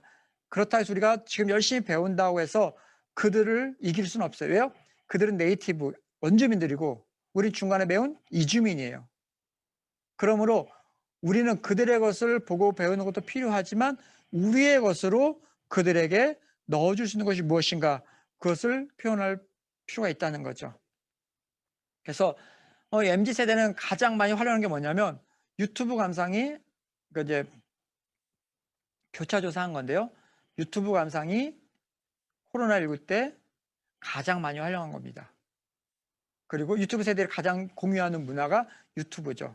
친구, TV 영화 감상, 그 다음에 SNS, 가족과 함께 보는 건 제일 좋고, 그러니까 결국 저와 여러분들이 MZ 세대를 세상적으로 공략하기 위해서는 결국 유튜브라는 이 동영상 플랫폼을 놓칠 수는 없다.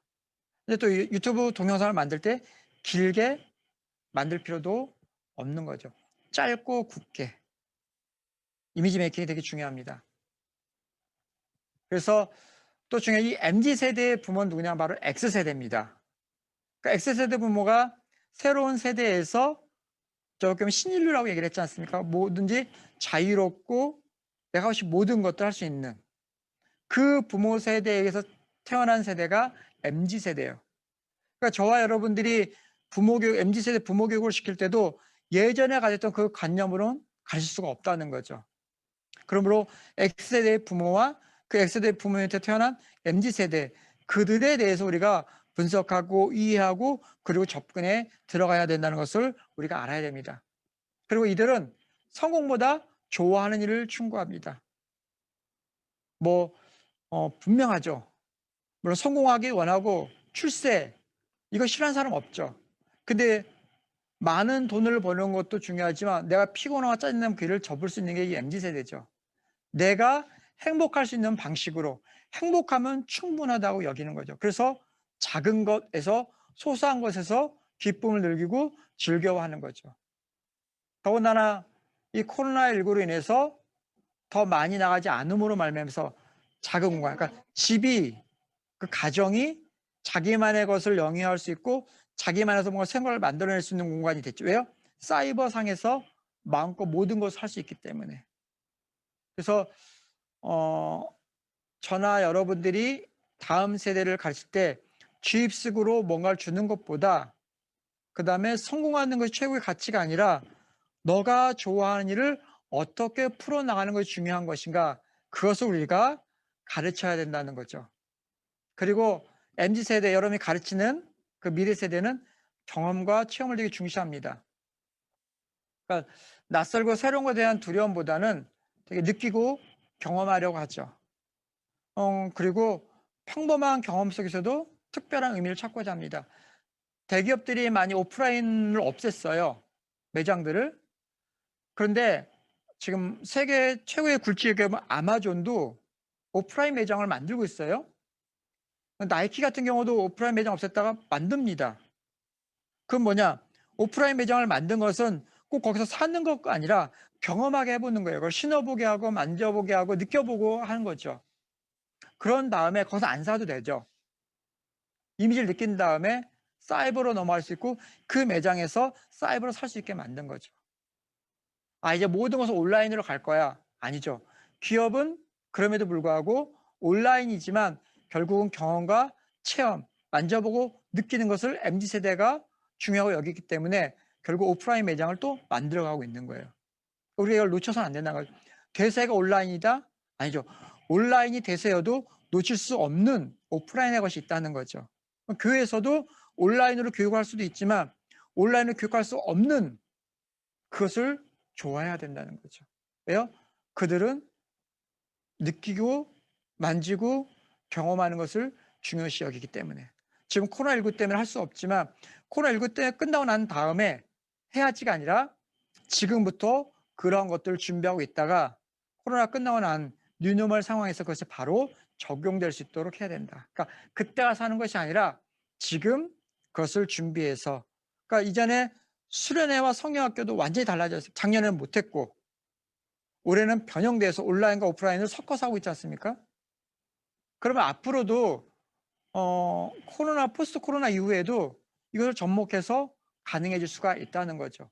경험할 것은 경험하게 하고 체험할 건 체험하게 하고 그러함 속에서도 온라인 속에서 특별한 것을 경험할 수 있게끔 더 많은 숙제들이 여러분 앞에 놓여 있는데요. 한 영혼을 가르치는데 그 정도의 수고와 땀은 있을 수밖에 없다는 것을 우리가 기억했으면 좋겠습니다. 아까 앞에 말씀드렸죠. 강조해도 부족하지 않는 사역이 바로 한 영혼을 위한 사역이라는 거. 그래서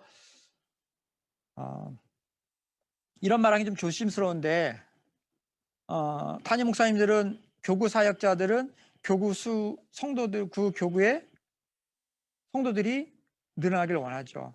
그래야 능력 있는 교구 담당 목사가 되는 거고 또 전사님들도 목사님들도 그 부서가 인원이 늘어나야 잘났다고 인정할 수가 있죠. 근데 지금 그 시절이 아니잖아요. 자꾸 이제 어르신들이 옛날에 이제 왕년은 길에 나가서 애들 복음 전하고 뭐 북치고 장구치고 뭐 주면서 지금은 그 시절이 아니거든요. 자꾸 옛날 얘기를 하니까 더 안 되는 거죠. 물론 숫자적 부흥도 중요하지만 지금은 숫자적 부흥보다는 내적 성장을 키우고 훈련시켜야 할 때라는 거죠. 그래서 단 한 명의 아이라도 이가 신앙 안에서 바르게 성장하고 더 중요한 건 뭐예요? 성숙해지는 데 관심을 둬야 된다.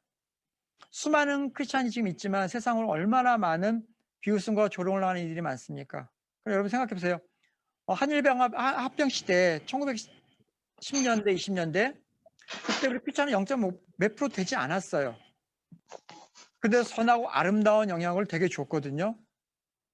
33인 독립운동 중에서 33인 운동에도 크리스찬이 제일 많았고 또 독립운동을 할 때 무너진 곳들을 보면 거기에 거점은 거의 다 교회들이었던 곳이 많았다는 거죠. 그러니까 적은 인원이었지만 파급력과 영향, 선한 영향을 되게 많이 줬습니다. 지금은 크리스찬이 많지만 그 정도 영향을 주고 있느냐?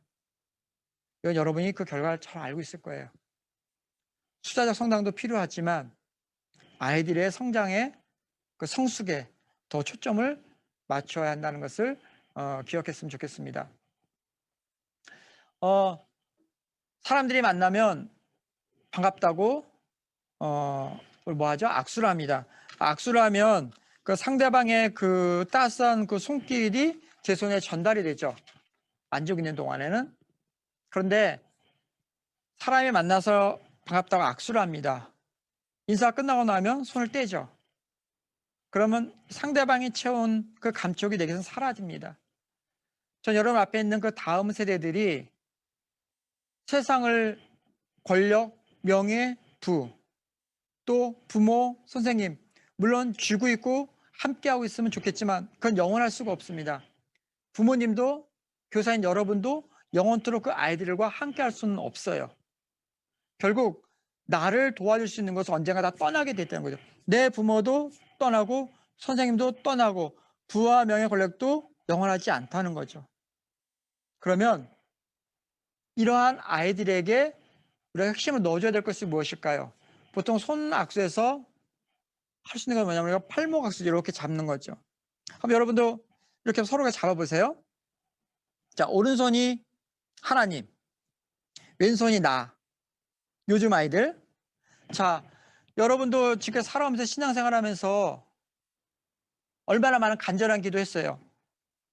부르짖고 하나님 이번 시험을 꼭 합격하게 해달라고 하나님 전셋집 옮겨야 되는데 집을 사야 되는데 돈이 부족합니다. 매달 며칠까지 해결되게 해주십시오라고 간절히 기도했던 제목들 하나님 누구 아픈데 회복되게 해주세요. 치료되게 해주세요. 간절히 기도했던 거 참 많았을 거예요.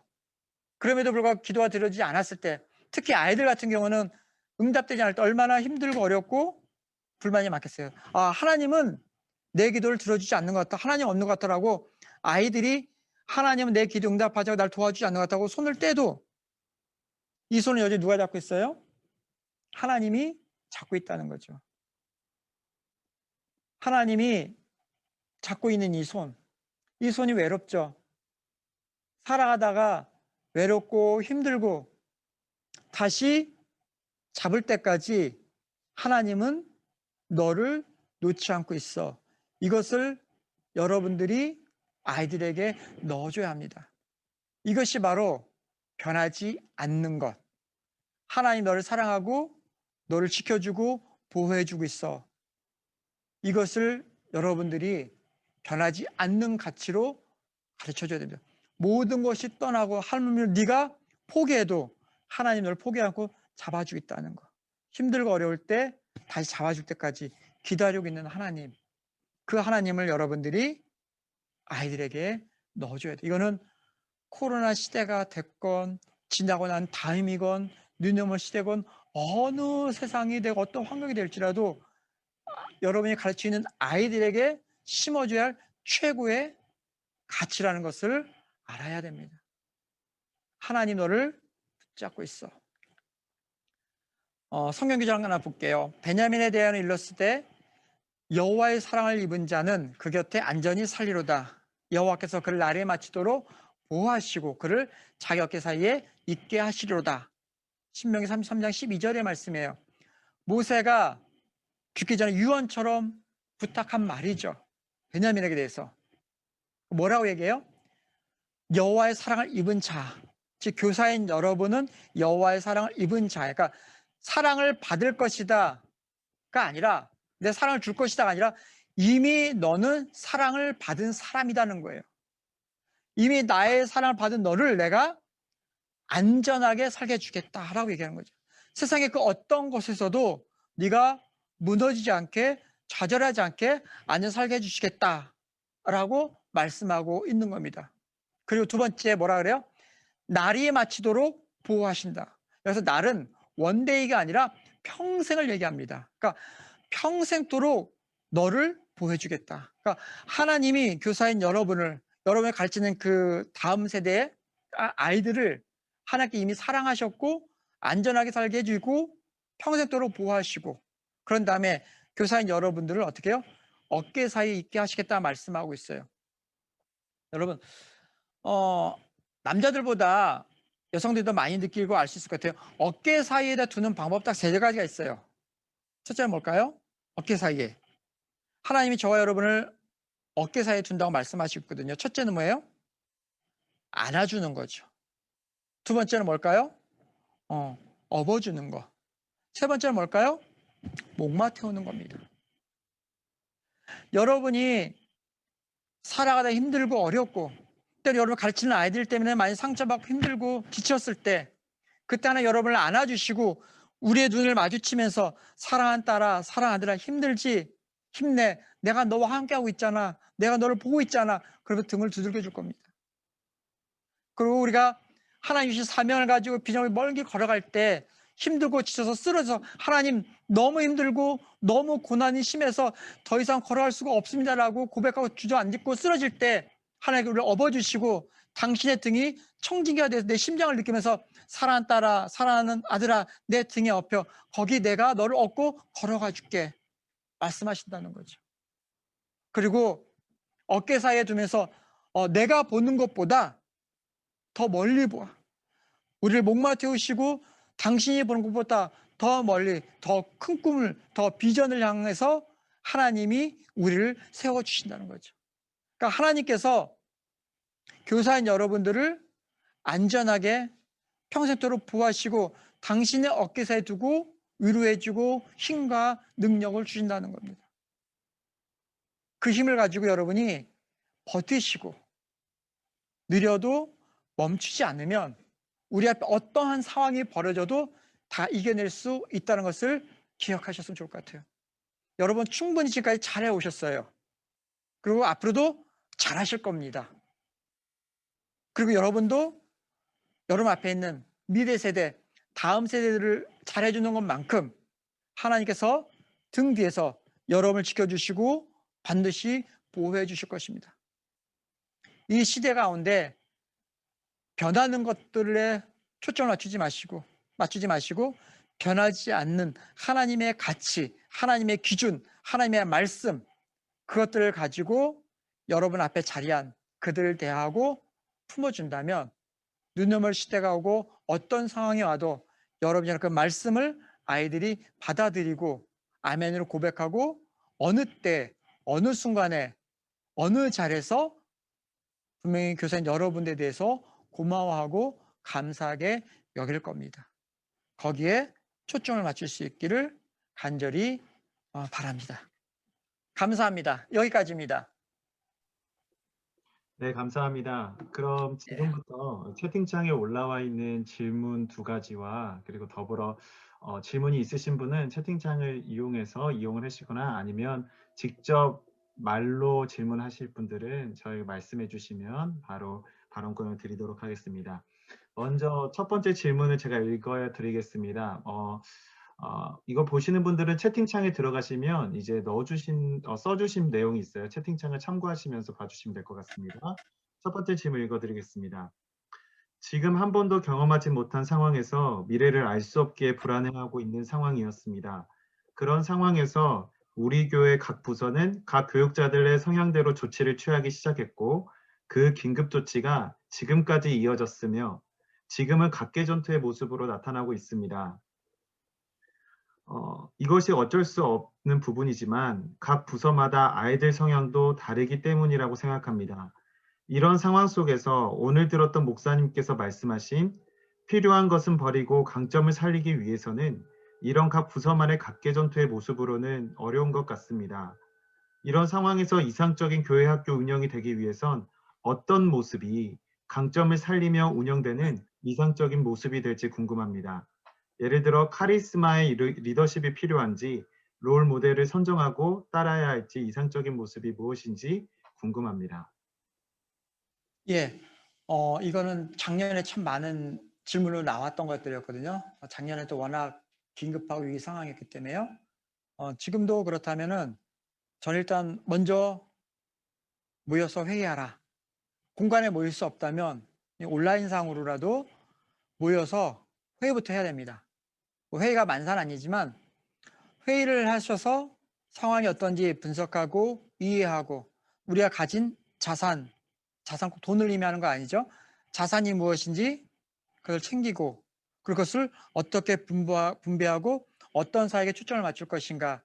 그래서 모여서 회의를 해야만이 결과가 도출될 수 있어요.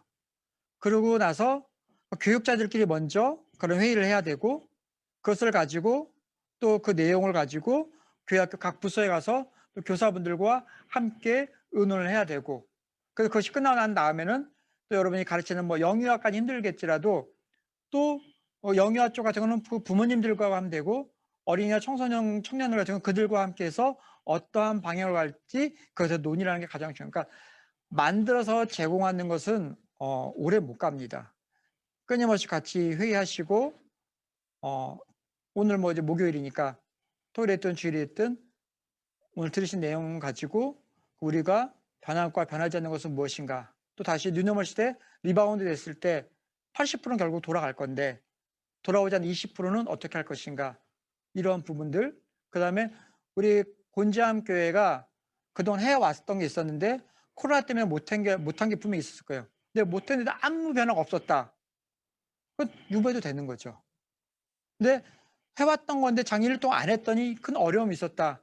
그런 것은 해야겠죠. 그럼 어떻게 할 것인가? 그것을 고민하고 해결해야 되고 그래서 이것은 카리스마 리더형이든 성인이든 그 리더십이 중요한 것이 아니라 얼마나 커뮤니티가 잘 형성이 되어 있는가, 함께 의견 소통이 잘 되고 있는가, 거기에 초점을 맞춰야 될 필요가 있다. 그래서 지금 위기 시대는 누가 하면 치고 나가는 것도 필요하겠지만 이미 그건 작년에 했어야 될 문제고 올해는 함께 모여서 의논해서 많은 것을 하는 게 중요한 게 아니라 부각시킬 수 있는 거, 초점에 맞출 수 있는 거, 그것을 가지고 나가는 게 더 중요하다. 그래서 아까 보니까 각 부서마다 성향의 차이가 있을 수밖에 없죠. 왜 발달 단계가 다르기 때문에 또 보고 배운 게 다르기 때문에 중요한 것은 그래서 저는 그런 얘기를 해요. 영아 유아 아들에게 교회는 놀이터가 돼야 돼요. 가서 신나게 놀 수 있는 거. 그럼 여러분 성공한 거예요. 어린이 부서 같은 경우는 교회 갔더니 선생님 나를 무조건 안아줘, 사랑해줘, 이뻐해줘. 그래서 아이들이 교회 가서 선생님으로부터 사랑만 느끼면 되는 거예요. 지식 같은 거 나중에 배워도 늦지 않습니다. 그러니까 영유아 아이들에게는 언제나 교회가 마음껏 뛰어놀 수 있는 공간이 되어주고 어린이에게는 교회 가면 나를 사랑하고 아끼는 분들이 너무 많아. 중고등부 아이들에게 물론 지식과 지혜도 필요하고 제자 훈련도 필요하겠지만 중고등부 때는 회심의 사건만 일어나면 성공한 교사하고 잘한 교사예요. 그래서 중고등부 때는 아이들이 회심의 사건만 일어날 수 있도록. 그러니까 영유아 지부 아이들에게는 교회는 놀이터가 편한 곳. 어린이들에게는 교회 가면 하나님 나를 사랑하고 선생님 나를 사랑하고 사랑을 느낄 수 있는 것. 청소년기에는 교회 다니면서 회심의 사건, 예수 그리스도를 만나는, 인격적으로 만나는 그것만 있으면 성공한 거니까 거기에 초점을 맞춰서 나가면 어떠한 리더십 중요한 것이 아니라 그 아이들의 대상을 놓고 고민하면 좋은 결과물이 나오지 않을까, 그런 생각이 듭니다. 네, 그러니까 감사합니다. 예, 그럼 두 번째 질문 드리겠습니다. 코로나로 인해 비대면이라는 온라인 세계를 개척해 가야 하는 상황에 이르렀습니다. 다만 이것이 한편으론 편리하면서도 한편으론 미디어 과잉 시대로 접어든 안타까운 상황으로 접어들었다고 생각합니다. 아이들이 미디어에 의존할 수밖에 없는 이 상황, 더불어 미디어에 너무 빠져 사는 아이들이 많은데 이른바 미디어에 중독된 아이들에 대해 어떻게 교회에서의 부모와 같은 역할을 감당할 수 있을까요?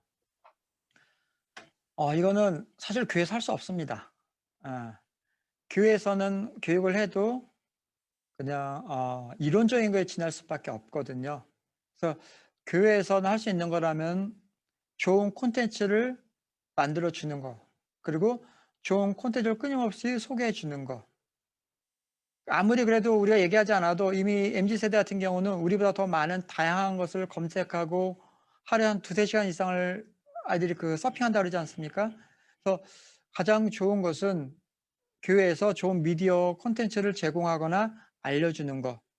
그리고 그들의 미디어 중독 같은 거에 대해서도 뭐 제가 예전에 청소년부 했었을 때는 좋은 강사를 모셔서 아이들이 그 강의를 100%다 이해하지 못한다 할지라도 그걸 이해할 수 있도록, 그러니까 미디어 중독, 이 영상 중독에서 거기에 매몰되지 않도록 하기 위해서 또 외부 강사 모셔서 강사를 통해 또 전문적으로 듣고 그럼 그분들한테 방법론도 알려주거든요.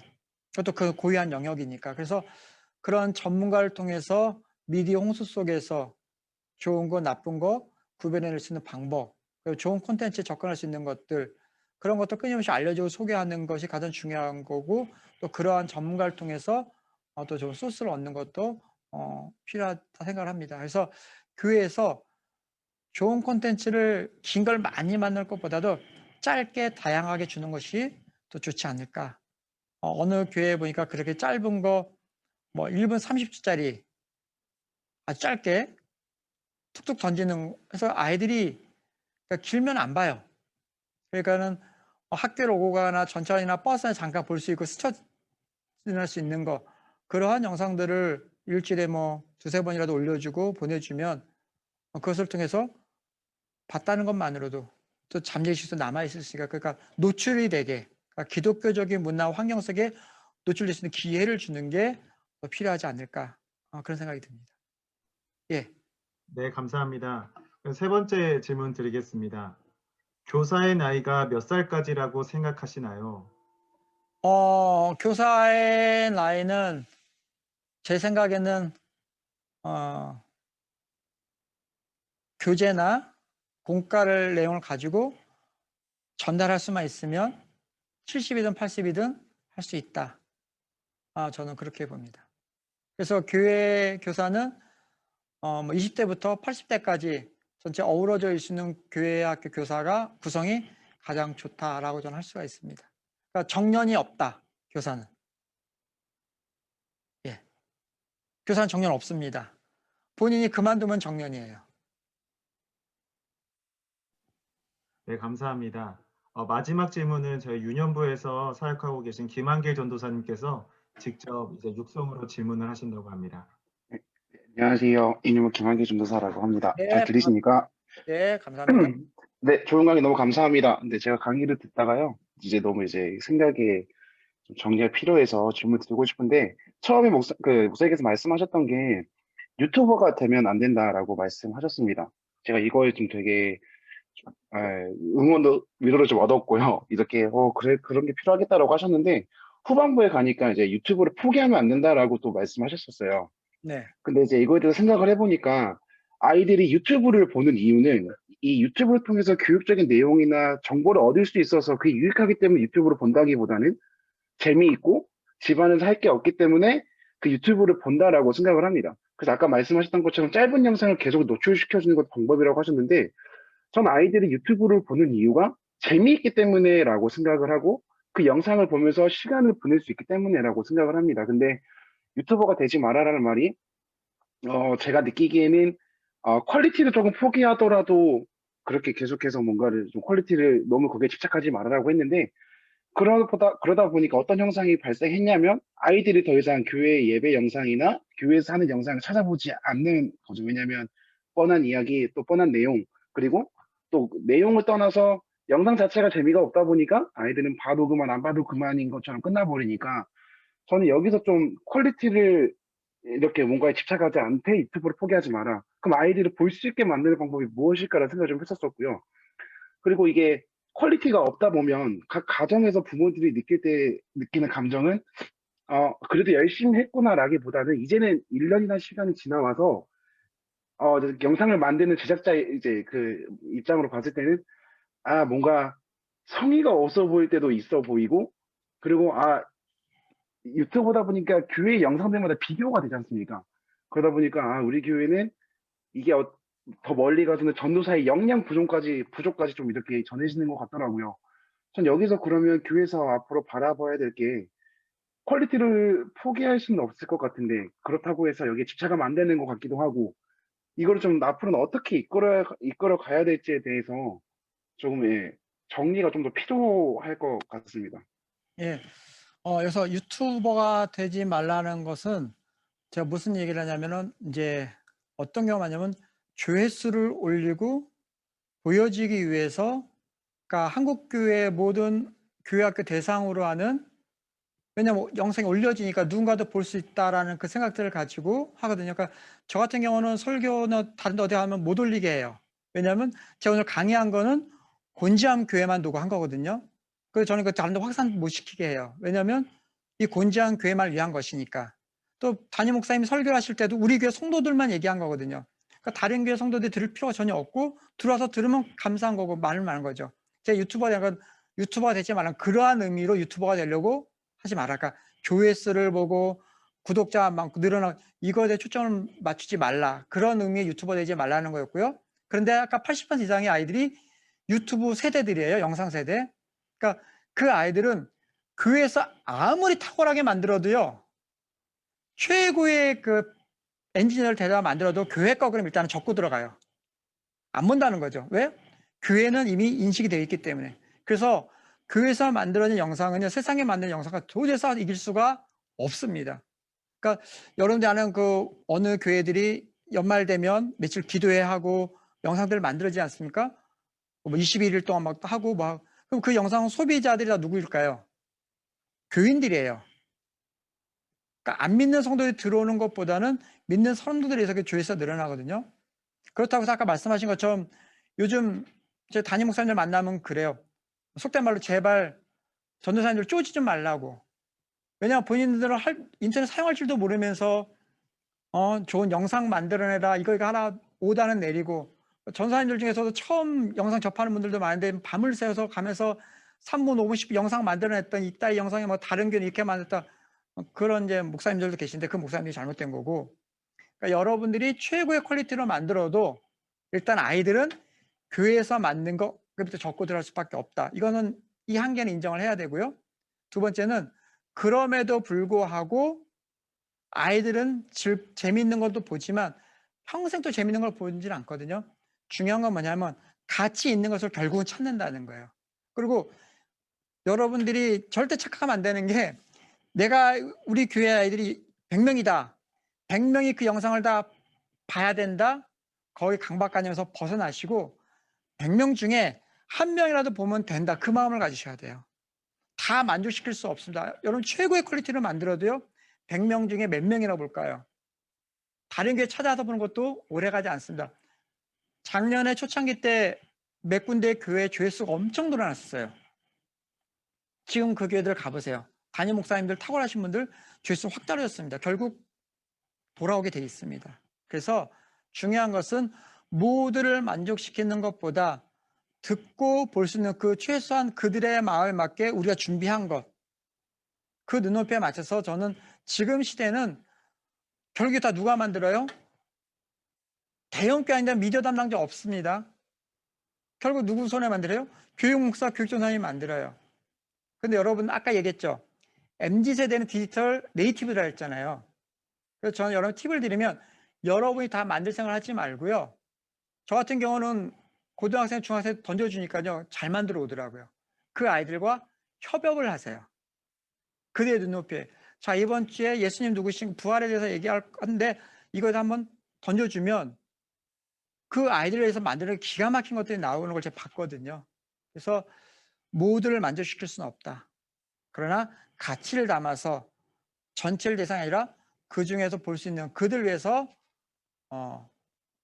여러분의 환경 속에 주어진 환경 속에서 최선의 것을 만드는 것이 좋겠다. 그래서 최고의 스튜디오를 정말 꾸미고 고가의 장비 사는 거 그게 중요한 게 아니라 더 중요한 건 뭐냐면 아까 그 강의할 때 나는데 지속 가능해야 된다는 거예요.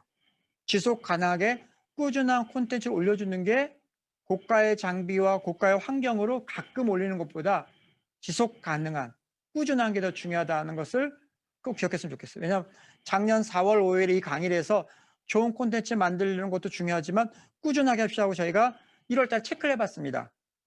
한 10몇 군데 교회를 체크를 해봤는데 잘 만든 교회도 하지만 꾸준하게 지속적으로 간 데가 더 효과는 좋았다라는 거. 그건 제가 나온 결과로 말씀드릴 수 있을까. 전사님의 고민 저 충분히 이해가 됩니다. 지금 그 고민하고 있는 것만으로도 이미 잘하시고 있는 거예요. 그래서 들을 수 있고 볼 수 있는 그들을 위해서 잘하기보다 꾸준하게 지속 가능해 주는 게 더 중요하다. 그렇게 말씀드리고 싶습니다. 예.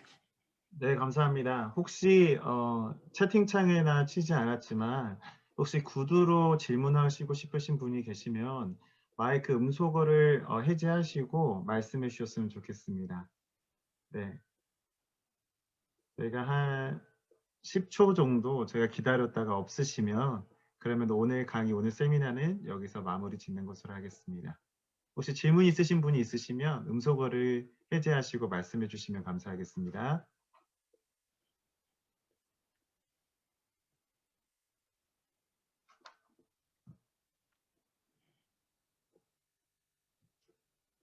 네, 그러면은 없는 것으로. 질문이 없는 것으로 생각하고요. 그러면은 우리 목사님께서 문재진 목사님께서 그럼 저희들 교사들을 위해서 함께 기도해 주시고 그리고 축도해 주심으로 2021년 곤지암교회 교육부 교사 세미나를 마무리하는 것으로 하겠습니다. 그럼 목사님께서 기도해 주시도록 하겠습니다. 예, 자리에 앉으셔서 듣는 거 참 힘드시죠? 학생들이 학교에서 그렇게 듣고 있어요. 얼마나 힘들겠습니까? 그거 한번 느껴보시고 여러분도 위로받으시고 또 만난 아이들을 유리해 주셨으면 좋을 것 같습니다. 긴 시간 동안 들어주셔서 너무나 감사하고요. 여러분을 언제나 응원하고 기도합니다. 느려도 포기하지 않고 끝까지 가시면 결국 여러분들이 승리하는 교사가 됩니다. 여러분을 축복하고요. 여러분을 지지합니다. 기도하겠습니다. 참 좋으신 아버지 하나님, 늦은 시간까지 우리 앞에 있는 아이들에게 하나님의 말씀으로 잘 양육하기 위해서 수고한 우리 곤지암교회 모든 선생님들 한 분 한 분 기억하여 주시고 또 그들에게 말씀을 전파하는 전사님, 목사님들도 함께 해주시고 이 모든 것이 함께 하나 되어 이 위기 상황 속에서도 복음의 본질을 놓치지 않고 그들에게 복음을 전함으로 말미암아 그들이 주께로 돌아오고 주를 붙잡고 이제 살아가는 조금도 부정 없도록 인도하여 주옵소서. 새 힘과 새 능력을 주셔서 선생님을 통하여 아이들이 변화되게 해주시고 변화된 아이들이 곤지암교회를 그 무엇과도 비교할 수 없이 든든히 세워가는 교회가 될 수 있는 귀한 일꾼 될수록 인도하여 주옵소서. 예수님의 이름으로 기도하며 이제는 우리 주 예수 그리스도의 은혜와 아버지 하나님의 사랑과 성령의 교통하심이 맡겨진 삶을 끝까지 잘 감당하며 나아가려 다짐하는 권역의 모든 성도님들, 우리 교사분들, 또 저는 목사님들 위해 지금 영원까지 함께 하시기를 간절히 축원하옵나이다. 아멘. 네, 감사합니다. 수고하셨습니다. 이상으로 곤지암교회 교육부 교사 세미나를 마무리하도록 하겠습니다. 편안한 저녁 되시고 우리가 오늘 배웠던 것, 오늘 들었던 걸 기억하면서 합력할 선을 이루는 곤지암교회 교육부가 되기를 간절히 소망합니다. 감사합니다. 이상으로 마무리하겠습니다.